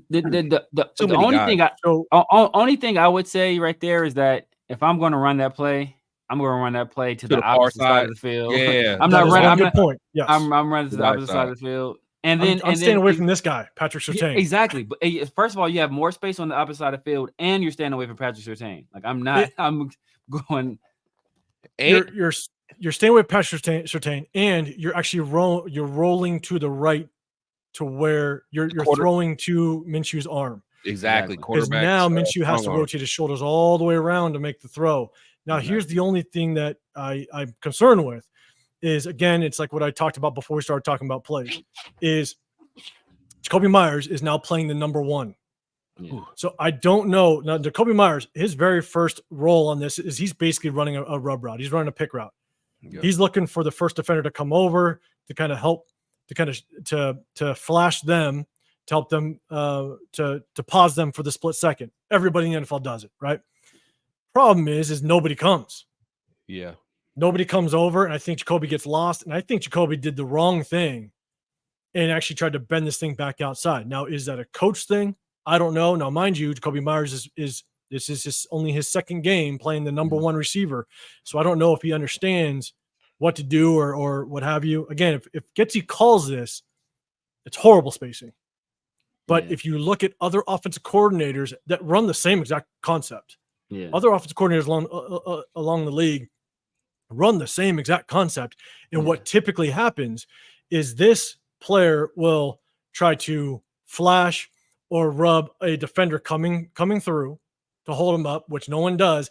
And they will sit in this middle and then drift. But what Jacoby does is he continues back out, which allows Surtain to stay outside, which is tough. And so the spacing is definitely wrong, but you can see Jacoby's not looking for a pass here. Jacoby comes walking in. He's not looking for a pass. He's looking for a defender to come, but nobody comes. You can see this defender's late coming. And then he bounces out, which again. If Jacoby would have kept going, that play would have been wide open. It looks like Gardner wants to throw it right there too, but he can't. Yeah. Looks like he's cocking it to throw. But that's what I'm saying. Like right here at this point, I may just run it. I mean, Gardner's beating, who's that, Zach Allen, or who's that guy? No, that's the other. It's one of the DNs. No, that's Gardner's beating him. Gardner, and then him and Surtain would just race. But I mean, I know it looks open, but I think I'd try to book. I mean, one thing, and we can say it as we sit here. I mean, you could pump that thing and then take off, right? Pump it, freeze that defender, then take off. That's what he should have did. That option. He should have pumped it right there, and then he probably he would have created a throwing lane or created an opportunity to run. But at the end of the day, I understand. Like this guy's Brock Bowers is wide open. You gotta hit it. You gotta hit it. Now again, I don't know. Jacoby Myers only second game playing at the number one receiver, so he's learning the entire offense as a new position. Is he supposed to bend this back that quickly? I don't think so, because typically, if you watch other offenses run this play, these receivers will flash the defender and then kind of sit in this opening, which holds this corner in the middle. That's what you want to do. You want to hold the corner in the middle, because now this entire sideline is vacant. So if it's coached this way, then Luke Getsy is coaching it wrong. I just don't know if that's the case. But again, this is pure guessing from my point. But yeah, that's just then the hold right there. Yeah. So we'll move on from that. That's a tough one. That changes the whole dynamic of the game if Gardner does actually hit that ball. Which Gardner sucks. On Gardner, man. It is on Gardner. Yeah, as a veteran, you gotta know. And that was what, first down? Yeah.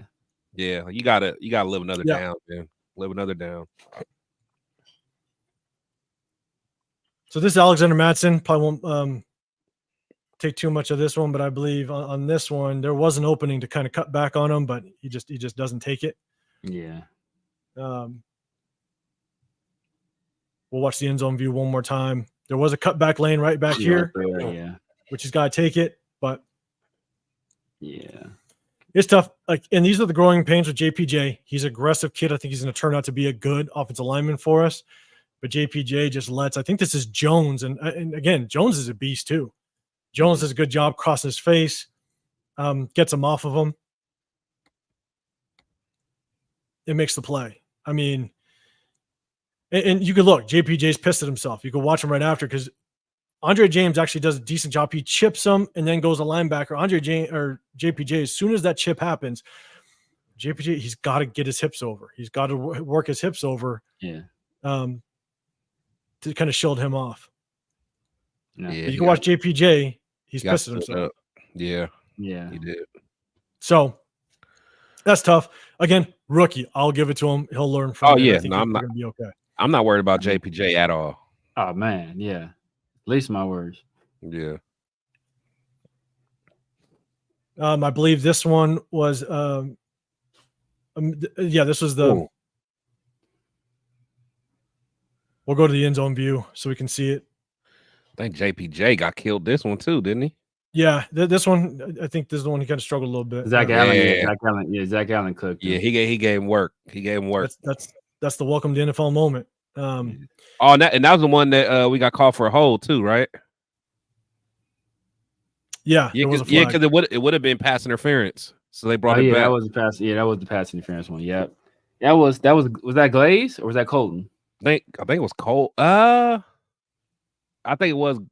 It must have been Colton. Yeah, Colton. Yeah, they threw it at Colton. That didn't look like a hold though. That was kind of. It looked weak. It did look weak.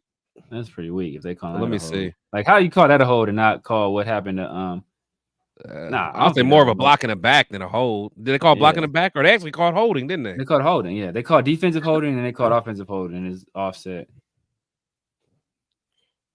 All right, so then we'll go to the next one. This is the third and 8. This is the third and 8 drop. Again, this was the start of just in this drive. That hurt us. That hurt us right there. That hurts bad. You continue that. That gets you brand new first downs. We got to get that. And I think there was a drive after that where it was just back-to-back penalties, drop passes. Yeah. Good pocket too. Good pocket. Yeah, good pocket. It's a good throw. It's a perfect throw. Like great throw right there. And that's one of those situations where you want, after that nasty taste in your mouth from that pick six, you want to get back on your horse. And you need to drive sustained, right? To hey, like, let's get back on rhythm. We're getting right back to what we were doing. We just had a 13-play drive that went for a field goal. You know, we had the long touchdown early. Like, let's get right back on our horse. And then look at this block by Madison, man. I like this block. Well, Madison, and this is the one thing I'd like to point out, because again, this is DJ Glaze. This is great eye discipline by DJ Glaze, and this is where I think, because he was a great pass blocker in college at Maryland.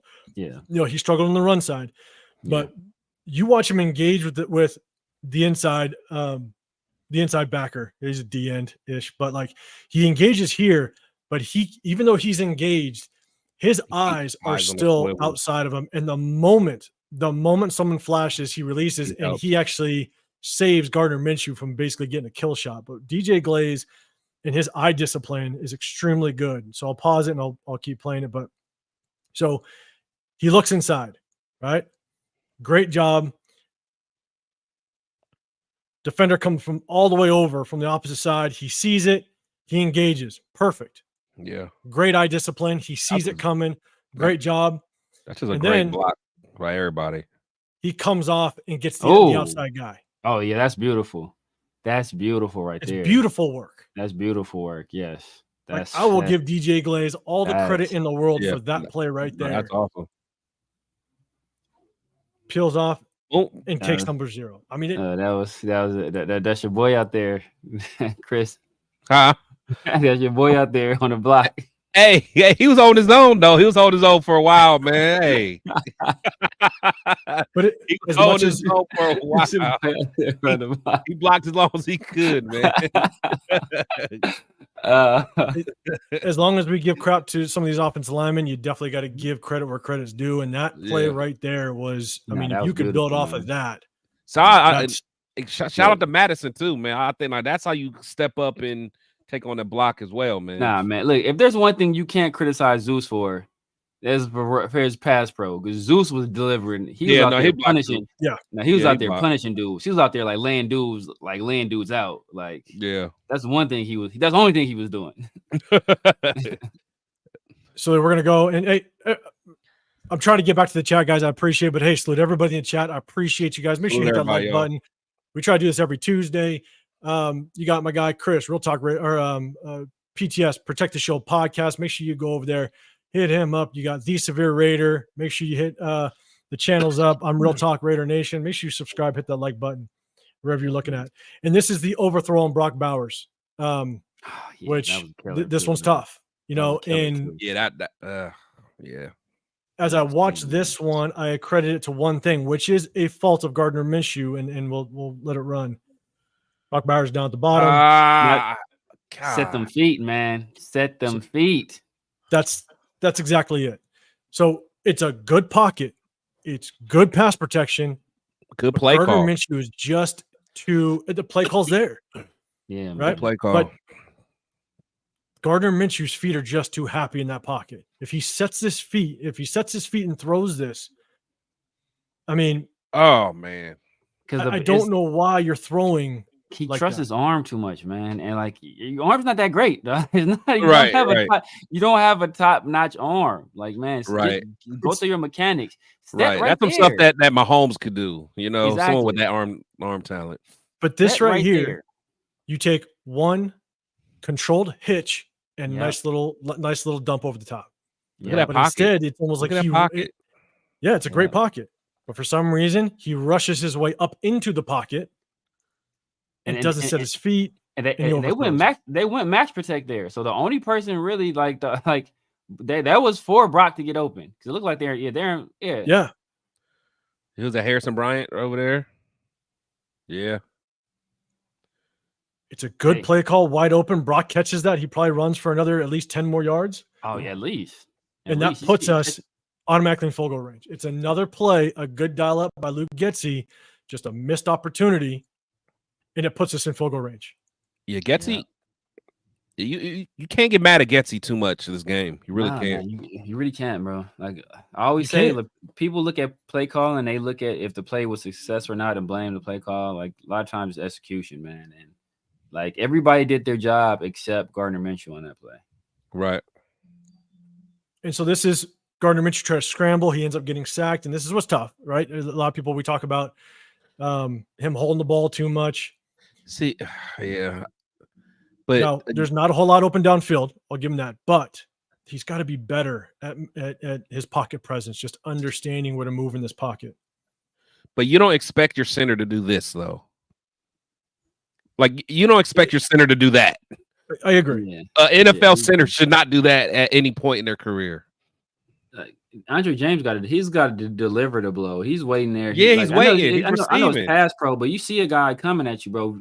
Punch. Why aren't you punching already? You don't want to overextend because that's how you get beat too.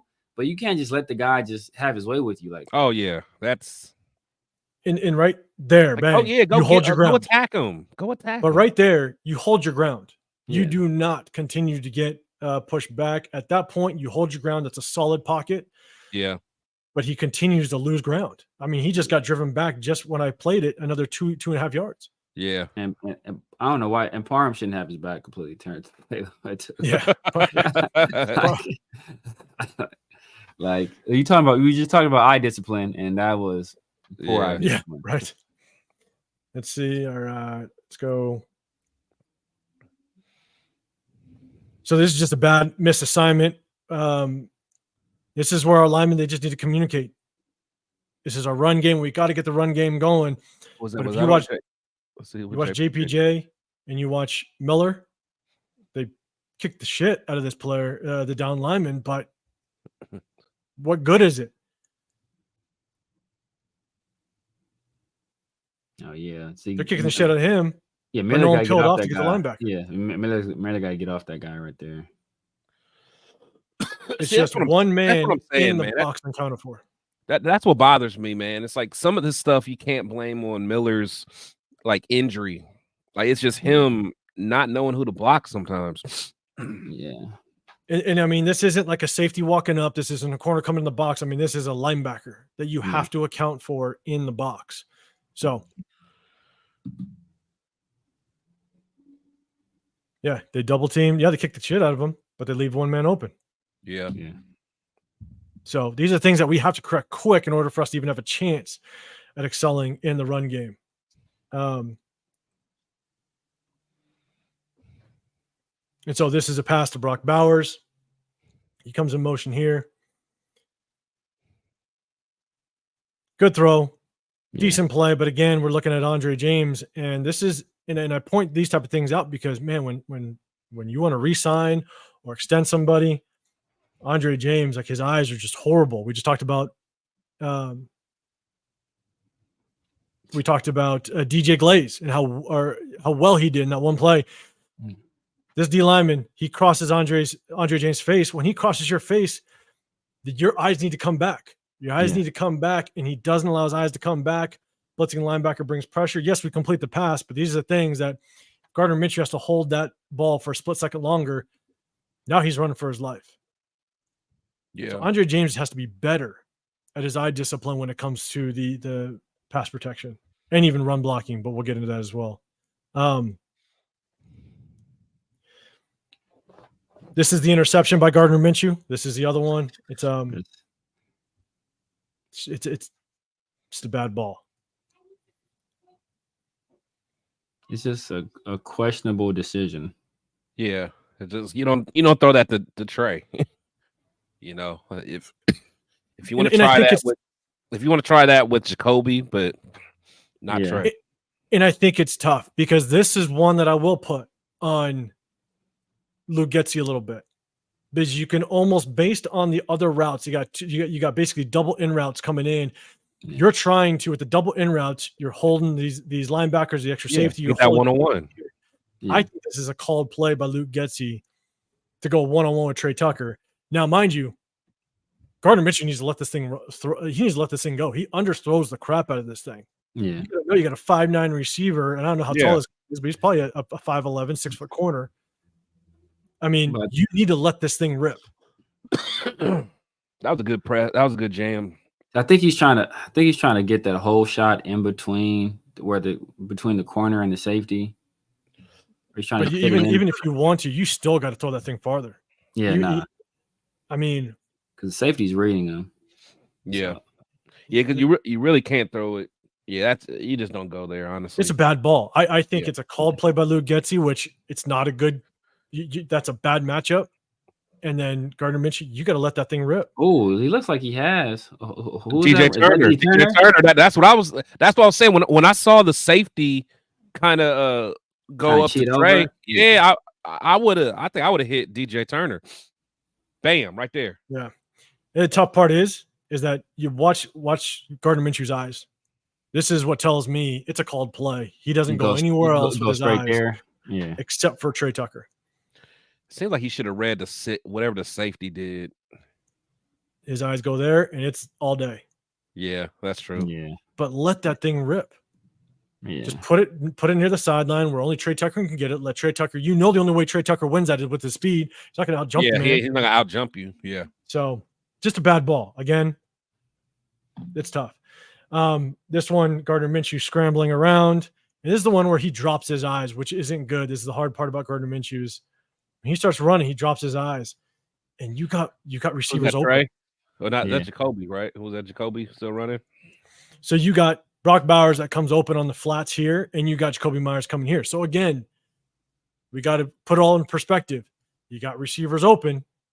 Yeah, that's not get balls there. I don't get But when we go to the end zone view, it's just tough. Gardner Minshew just gets happy feet. He runs around. He drops his eyes. Oh, that's Turner that was open. Is that Turner? At the top of the screen, at the bottom of the screen. Oh, yeah, that's Turner. Yeah, that's Turner. Yeah, that's my bad. Yeah, that's Turner. Yeah. And so in the end zone view, just happy feet. And if you're gonna take your eyes down right now, if you're gonna take your eyes down, you better just take off. Get out of there. Just get out of there. Yeah, just take what you can get. Like, why are you going backwards? Yeah, man. Just get out of there, man. Like. But the right thing there. is, that's what he was doing. Get out of there right there. Get out of there right there. Get out of there right there. You got a lane. Get out of there right there. Earlier in the game, he was doing that. I don't know why he tried to make a play. Like, just go get what you can and live another down. That's the thing with Gardner, man. He don't have that live another down mentality, man. Like, you don't have to save the world on every play. And this is and mind you, he's a quarterback, but this is one of the issues with Gardner Minshew when he scrambles a little bit. He got a couple first downs with his legs, which was good. But this is where his vision is just off. Yeah. If he had good vision to be a runner, he'd see that he'd go. Because the moment, and I say this to a lot of running backs back in the days, when you're looking, you're not running. And that's the thing is you got to have that vision. You got to have those instincts. He's got to see, I got an opening, just go. Just go. Patrick Mahomes, he's got the vision to see this. He goes. Exactly. And so Gardner Minshew just doesn't have the vision here. And look, it was actually good protection. He's just dropping his eyes, and now he's scrambling for his life, which if we go back, when he's scrambling for his life. Yeah, DJ. And I'll play it. When he's scrambling for his life, he's got a crosser coming down here. He hits this down. Oh, that right there. Even then, if he just escapes to his left, he has Brock right there for a throw, but if he just runs instead, I don't know what he does right there. If he I don't know, just take off, man. Just take off. You're like, why does he go backwards? Yeah, just take off right there. That's the only place you shouldn't go. You could have looked left or right or forward. You have a lane right there, and you have Brock out there. If you escape out there, you can throw it to Brock, or you can keep running yourself. Yeah, so and that's tough. It's tough because Gardner Minshew, he's brought in a little bit more mobile. Mm-hmm. He's definitely got to show it. So is this my guy Aiden? No, this is just again just now. Oh yeah, that's Aiden. Yeah, yes, Aiden. But this one's tough. Again, it's going to the running game. It's just the last play again. Receivers wide open. We got to be able to find it. That's not a getsy thing. The receivers are there, but this is more of just missed blocking assignments. Yeah, this after the hold, right? After the hold where. I think Aiden's second play. I think it was a hold on the first play. He missed DJ Turner, or it was DJ. He either missed Trey Tucker on the throw, but ended up being a holding call. So that took us to first and 20. So I know we go 3 and out right here. Yeah, I gotta say, man, JPJ, he did not have a good game. This was by far his. Yeah, but man, this is probably the best interior guys. DJ Jones, who's a good player. Yeah, John Franklin Myers is a hell of a player too. I want to say he played for the Rams, I think, before, I think he's a hell of a player. And then Zach Allen, as I already said, he's top 5 in the league in pressures this year. So this was a hell of a. No, that wasn't a slouch. I mean, but that Browns front four ain't a slouch either. True, he held his own against Dalvin and him. Yeah. All right, so all you AOC fans, here you go. All right, so this is a good throw. Again, not going to knock it. Very good throw. Good feet in the pocket. Yeah. And it's a really good strike down the middle. That was. Jacoby Myers, he comes with the deep dig route. Good job letting him clear linebackers. Keeps his feet steady. Okay. Colton Miller. Yeah, exactly. Now the pocket was pristine too. See, every now and then we see some flashbacks of Miller. There you go. Right. And his feet are quiet. So good strike down the field. Can't take anything away from him. It's a good throw. Don't worry, Jerry Rivers. There's plenty of plays where they ain't so calm out there, brothers. Don't get talking reckless. Do not get to talking reckless. So we got a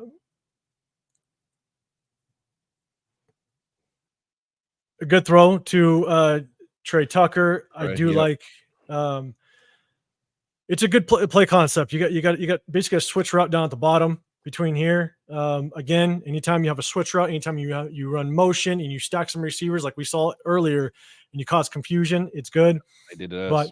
But that was good. It's a really good job by Trey Tucker. Read too. It's a good read. Yeah, fairly good blocking. Good job. And puts it on him. Again, these are good throws. Always put good throws on there. And there was obviously some bad throws, which was tough, but we give credit where credit's due. Now that's when Aiden's at his best. When he can really, do his full drop and throw the ball, he's okay. Yeah, we can go through. Is this the drive we scored the touchdown on with Amir? Yeah, this is the touchdown run. Okay, so I'll give him the touchdown run. And one thing I'll say about O'Connor, that Parham getting it in. Yeah, I think this was actually a good one by him. Yeah, okay. I mean, he's all right. Did enough. But then you got JPJ, man. He's welcome to the NFL. I know. Yeah, man. Yeah, he out there. He's getting run in that one. He held his own though. Yeah, he's getting extended pretty good over there. His guy couldn't make the play, man. Hey, go ahead, JPJ. All right, Chris, we'll talk about you, bro. But the one thing I will say about Aiden O'Connell, when you watch, honestly, he ran off his ass. Honestly, yeah. Y'all ain't gonna. I ain't gonna let y'all. We'll blame JPJ on that one. He created a little seam. Oh, I remember this play.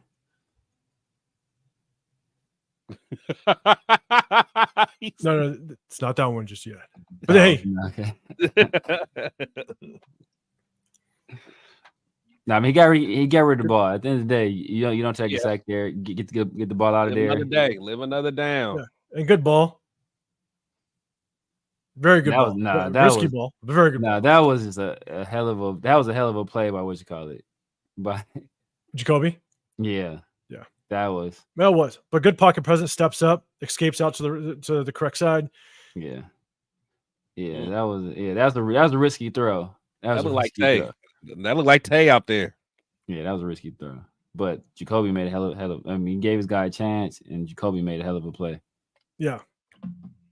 So. Ooh, DJ Glaze. And here's the almost safety, and look like that, and that's. Like, how do you almost how you at the 10-yard line and you almost get a safety? Like, what are you doing? So he's in shotgun though too. He's in gun, but I'm sorry, you don't reverse out into the end zone.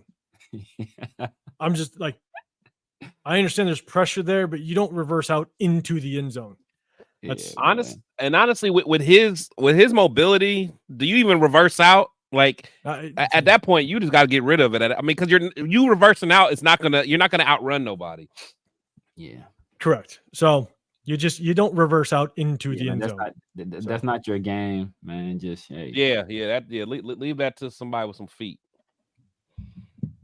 But we'll play one more time, and then we actually have, I think, just one last play. But DJ Glaze gets whooped on this. Yeah, man, he did. Yeah. Was that that Andre James coming back trying to help him out? It didn't work. What was Parham doing? All right, Parham did his work. Colt. Oh, shit, it might have been is that a designed rollout? Because look at Andre James. The only reason why Andre James would make this motion here is if it's designed. I want to see Colton Miller, because I want to see the block here. I mean, Colton kind of got beat. No, that's weird. I don't know what the. Yeah, what was James doing? I'm not sure. I don't know what he was doing. He was like going out for a pass. Like James up there lunching, bro. We're going to the next play. We're going to the next play. This is the last one, guys.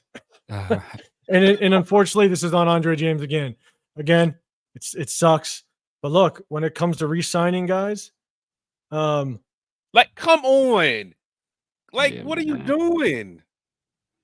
Like, tell me this. Tell me how you deal with this.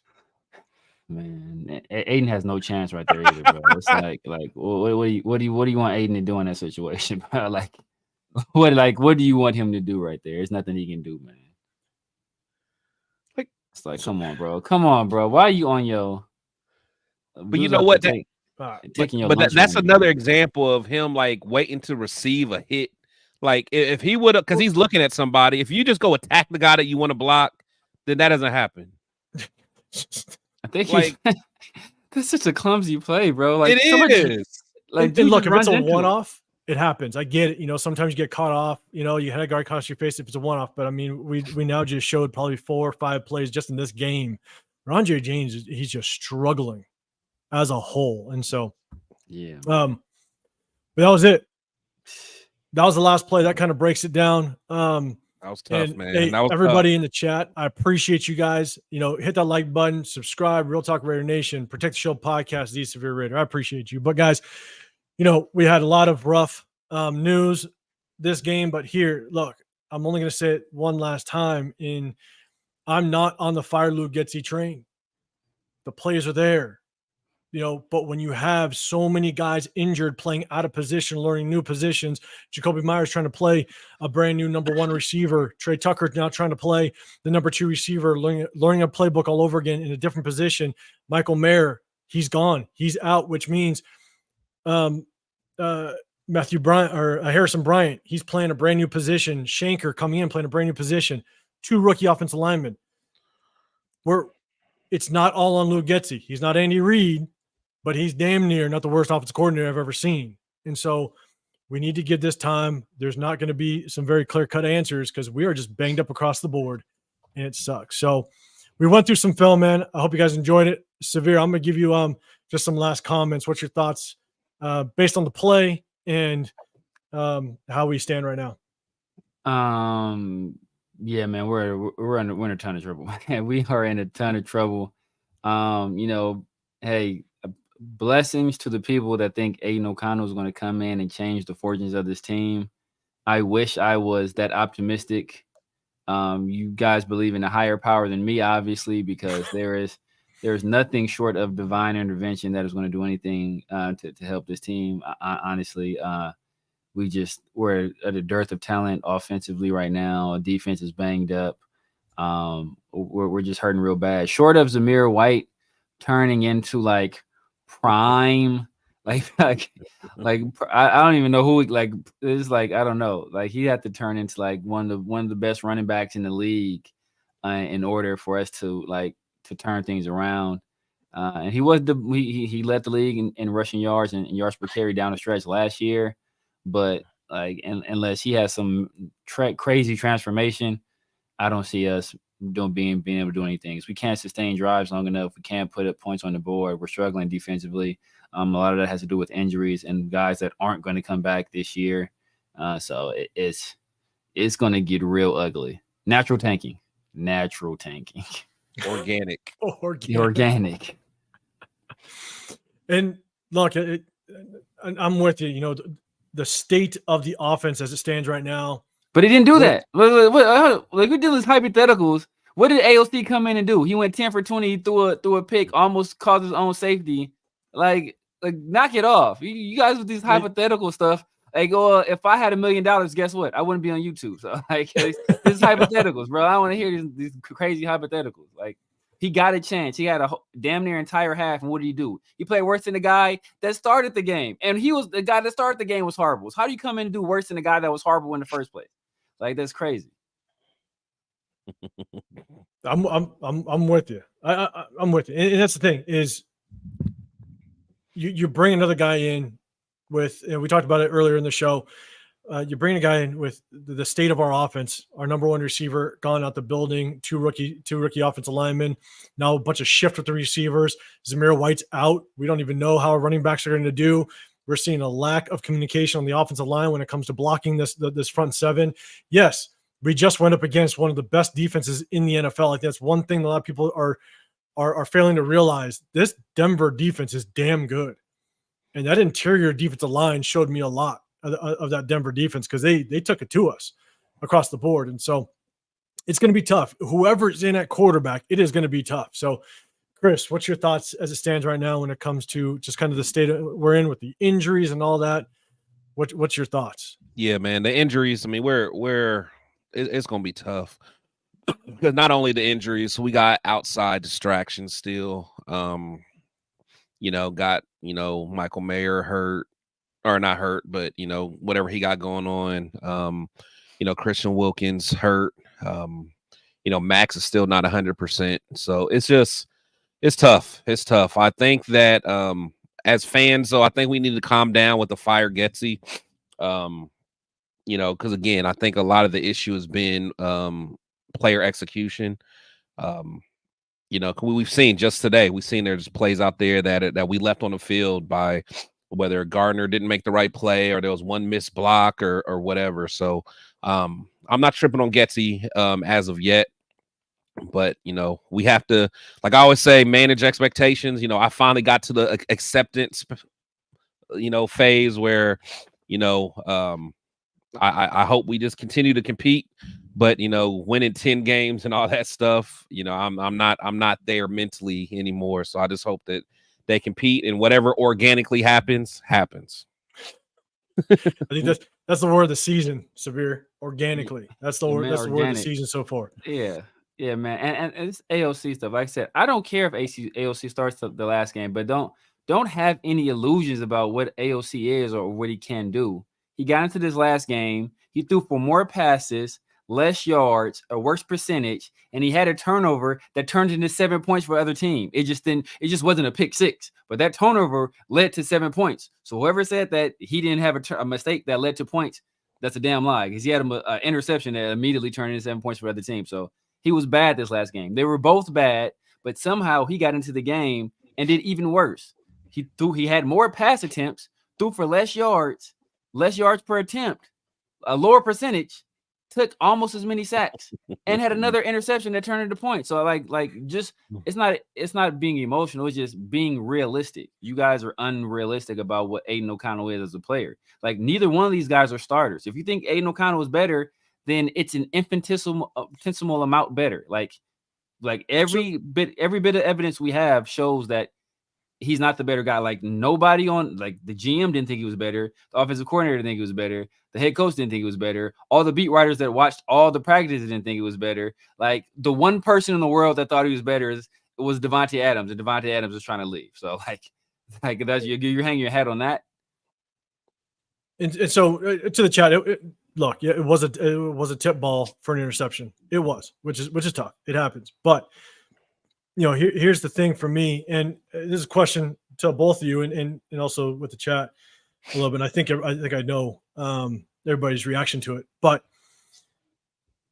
to your point, Severe, you say that we have both backup quarterbacks, right? Aiden O'Connell, backup quarterback. Gardner Minshew, backup quarterback. What are your thoughts then on, at this point, you go with Aiden O'Connell?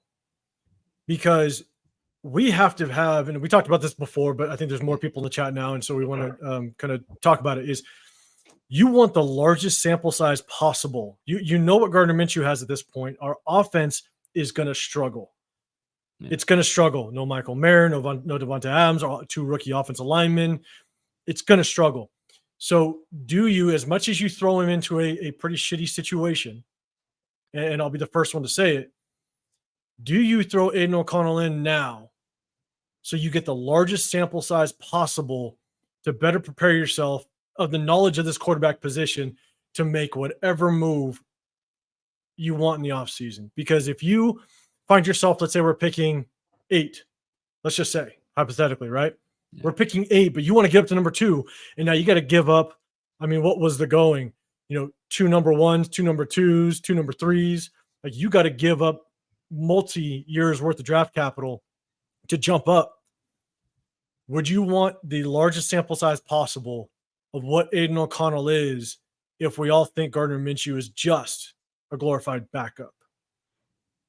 I think they're both glorified backups. Yeah, I'm about to say that. I think true, but I think people have it. I think people, for some reason, they think Aiden O'Connell was better than he is because he had that one crazy explosive game against the Chargers and basically did not much else in every other game. Like, down the stretch of last season, they're like, oh, Aiden O'Connell never turned the ball over. No, why he didn't turn the ball over down the stretch of the year? Because Zamir White down the stretch led the NFL in yards per carry. So we were a running team down the stretch. If we can run the football, I think that allows you to go play action pass with Aiden O'Connell, and then he can have some success. But he's not a great passer. He doesn't have a plus arm. Like, if you look at the time to throw, which is a stat that's tracked, which is the time between when a quarterback drops back and is either sacked or delivers a pass. Guess what? Aiden O'Connell was at 2.4 seconds. You know what Gardner Minshew was at? He's at 2.3 seconds. So this stuff about Gardner Minshew is some hold the ball guy, or Aiden O'Connell is he hits his back foot and lets go of the ball, then why is Gardner Minshew getting the ball out of his hands faster? Like, none of the stats back up anything any of you guys are saying. You just have an affinity for a player because he won us some games last year, so that's the guy you like. But if you look at data and actually watch the games, that's not what the eye test or the advanced statistics to tell you. So it's like, you guys romanticize this player, and he's not that great. Now, like I said, I would let Gardner start this game because I don't want to put Aiden into a hostile environment. We already know, even though it's at home, it's going to be a 70% Steeler crowd, 60 to 70% Steelers. We know that. I saw this last year, and that's what the crowd was last year. And I just think somebody said they're missing Highsmith, but they still got Cam Hayward, they still got TJ Watt, and they still got Mike Tomlin, and they still have a defense that's playing out of their mind right now. So I wait a week. See what I'm expecting Gardner and this offense to struggle again anyway, so they can just easier make that transition against a Rams team whose defense isn't as good, and just let him. And I think there's just obviously a worse team as well. They're banged up too, so I think that's just an easier transition for him. I think that's the game he has a better chance of winning as well. So you can kind of get him started out on a good foot. Maybe build some momentum going on later into the season. And like you said, at that point, we have the rest of the year to kind of just, hey, you know what, Aiden, this is your job for the rest of the year. Don't got to look over your shoulder. You can play relax. You can play free. We have that good evaluation on them. And then we can kind of make a decision on if we draft the quarterback. But regardless, but honestly, I don't care how well Aiden plays down the stretch. I'm drafting the quarterback early. Yeah, regardless.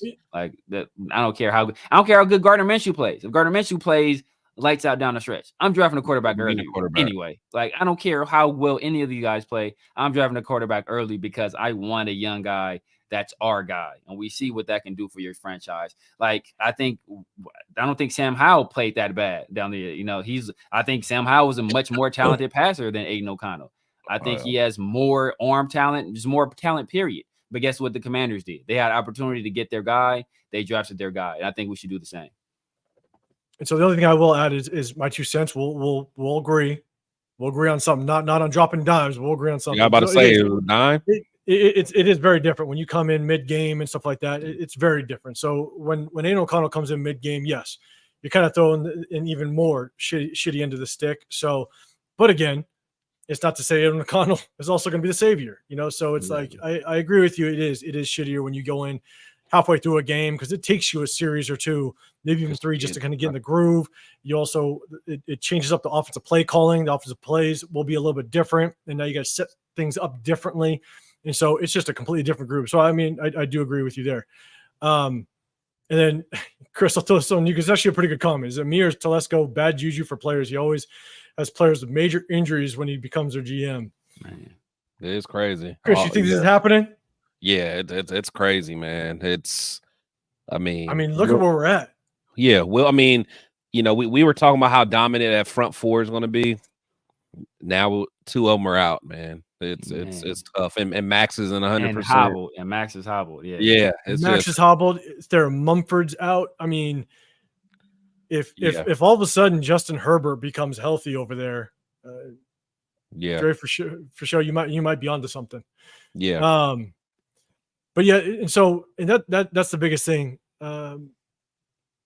Chris, what's your opinion on the starting quarterback situation at this point right now? If we have 2 glorified backups, supposedly, what would be your move? Do you think it's time to look at Aiden O'Connell, or do you think we still ride with Gardner Minshew? I would still ride with Gardner. Like I said, at least see what he can do. I mean, again, we know what Gardner is. I mean, he's not going to move the needle. We know that. Aiden's not going to move the needle, but I do think that putting Aiden out there against that Steelers defense, just even from a morale standpoint, like with our line, I would think that don't even put him in that situation. Get a good evaluation with him going forward. But at the end of the day, me personally, I'd rather see Gardner. But if the decision is AOC, I'm not crying about it. I'm gonna cheer for him just like I cheered for everyone else. Like I said, I cheered for Jamarcus Russell, Terrell Pryor, Jason Campbell, Matt McGloin. I'd take Jeff Pryor. Yeah, I'd take Terrell Pryor over both of you guys. Right now. For sure. Just so he could rip off what was it, like a 95-yarder? Against the Steelers. Against the Steelers. The Steelers will bring Bruce Grakowski. Shout out to my boy Bruce. Yeah. You had Bruce on your show back in the day, right? Yeah. Oh yeah. Yeah, it was Bruce. Good dude. That's cool. How'd you link up with him?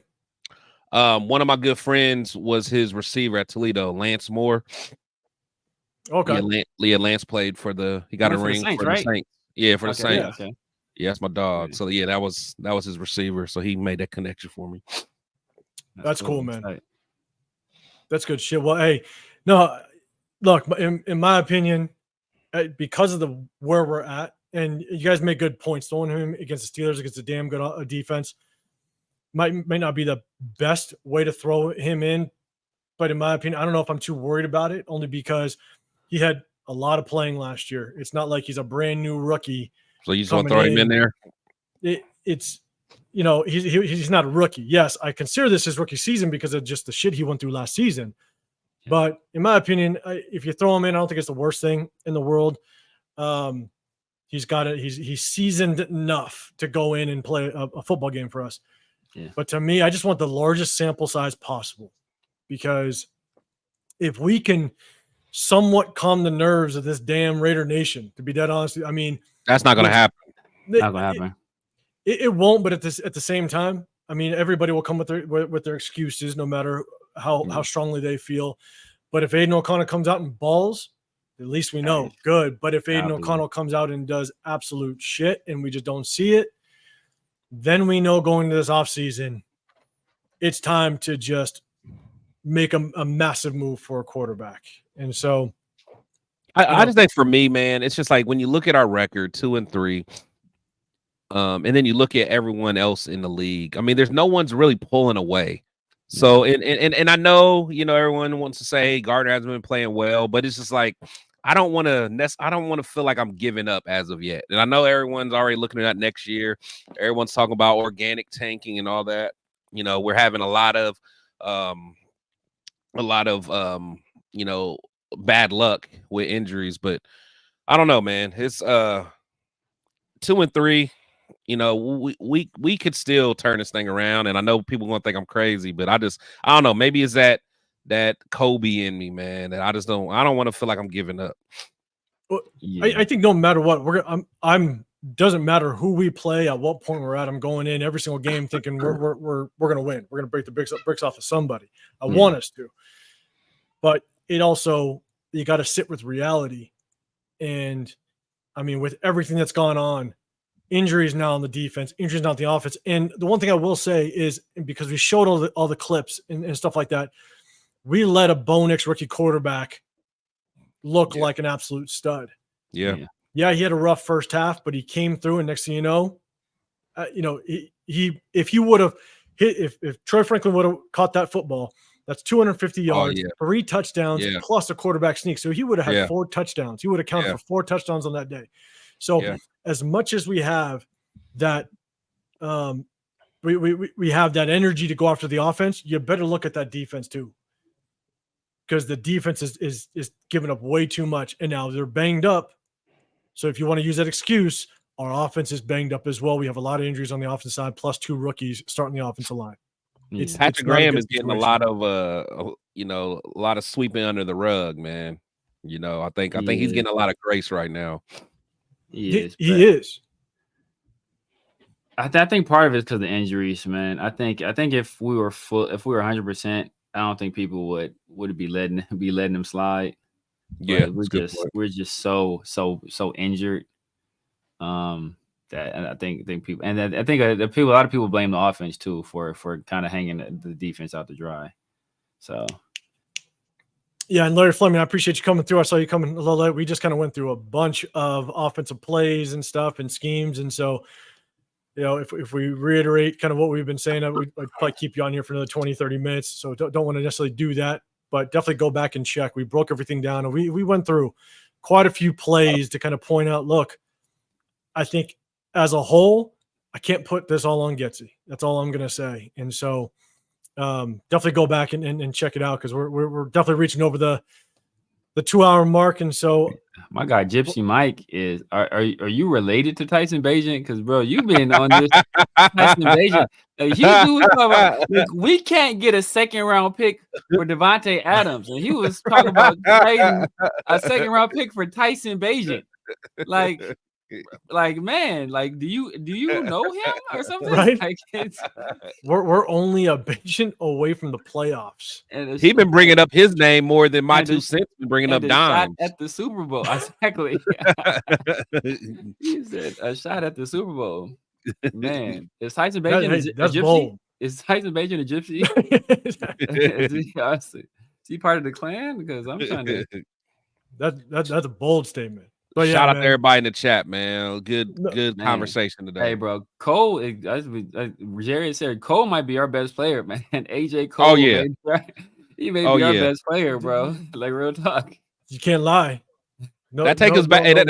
That takes me back to the what's the name? Shane Leckler days. Yeah, Shane Leckler was a beast. He was our only beast, man. If we've had something damn good, we know how to pick kickers. We know how to pick. We got punters and kickers, man. We got that. Oh down. Yeah, we there.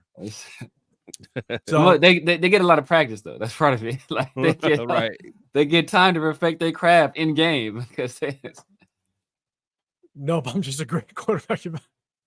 I love it. I love the confidence. Keep bringing it. Keep bringing it. 831 Red, I appreciate you coming through, man. Make sure you check out the rest. We've been on there for about 2 hours, but I appreciate you pulling up. That's a good comment, man. The answer is no. The answer is no. Yeah, it's not. No, because I mean, honestly, would it be Joe Philbin that would take over offensive play calling? I would assume he's the only person. But even then, though, like, what kind of offense did he run? I don't remember. Did he run his own? I don't see. That's the thing. I don't know who it would be, man. I do not want Rich Scangarello anywhere near the play call at all. He was horrible at Kentucky, so I do not want him anywhere near it. I don't think we have a guy, man, to be honest with you. Scott Turner? Man, yeah. And I'll tell you this right now, and he's saying 6 for Joe Flacco. Man, that's what the hell is Joe Flacco doing? He goes to the Browns and balls out, and all bro, of a sudden, Dre about to get blocked. Bro, this dude said give a 3rd round pick for my. They just spent the number. Come on, bro. You got to get blocked, bro. No, they ain't giving up Penix for nothing. Bro, for a 3rd, we can't even. Maybe 3 ones. Exactly. Maybe 3 ones. But you know what I'm saying? Like, and was it right away? How much worse could it be? Really, he knows the system. I'll take Bajan over what we have. I wouldn't mind Bajan over what we have too at this point. Hey, man, he's probably younger than both of those guys. I mean, he knows the system. He beat us. That's not saying badly. Yeah. That's not saying he beat us badly because Deontay Foreman just ran wild on us. So yeah, it's tough because honestly, it's the point that we've all been kind of saying. What's tough is you throw anybody behind this offensive line, you throw anybody with just the lack of weapons now that we have across the board a little bit, with Michael Mayer being down and now other tight ends, Shanker having to switch in and learn this offense all over again. It's just tough. Any quarterback is going to struggle to thrive in this offense as it stands right now. So, we'll see kind of how it plays out. We do have Carter Bradley. I get it. But, hey, if for some reason Aiden O'Connell comes in and just shits the bed 4 or 5 games in a row, maybe you call the young kid up and see what he's got. You never know. So, but hey guys, we've been on here for over 2 hours. We went through a bunch of film. This is what we do on Tuesday night. I appreciate everybody pulling up in the chat. We're going to try to hit you guys either, Sunday night, maybe after a game, but we try to do this every Tuesday and try to get you guys just a little bit of film breakdown. There's not a lot of people out there that do it. And, between us 3 on here, I've played in Coach's Game for quite a while. I think we have, we're not experts by any means. Yeah. We're not experts, but I think we know enough about the game to kind of talk to it. And we definitely love your guys' feedback. So I appreciate everybody in the chat rolling through and giving that feedback. I apologize if I didn't get to everybody, but I'll definitely make sure I try a little bit better next time. So again, appreciate you guys pulling up. Make sure Tuesday nights we make this happen. And we hope you guys had a good time, and we'll keep rocking with you guys. So make sure you guys, before you get out, hit that like button. You got Protect the Shield podcast. You got These Severe Raider. I'm 805 Raider with Real Talk Raider Nation. Make sure you hit those like buttons. Make sure you subscribe. We'll see you guys on the next one. And we're out. Peace.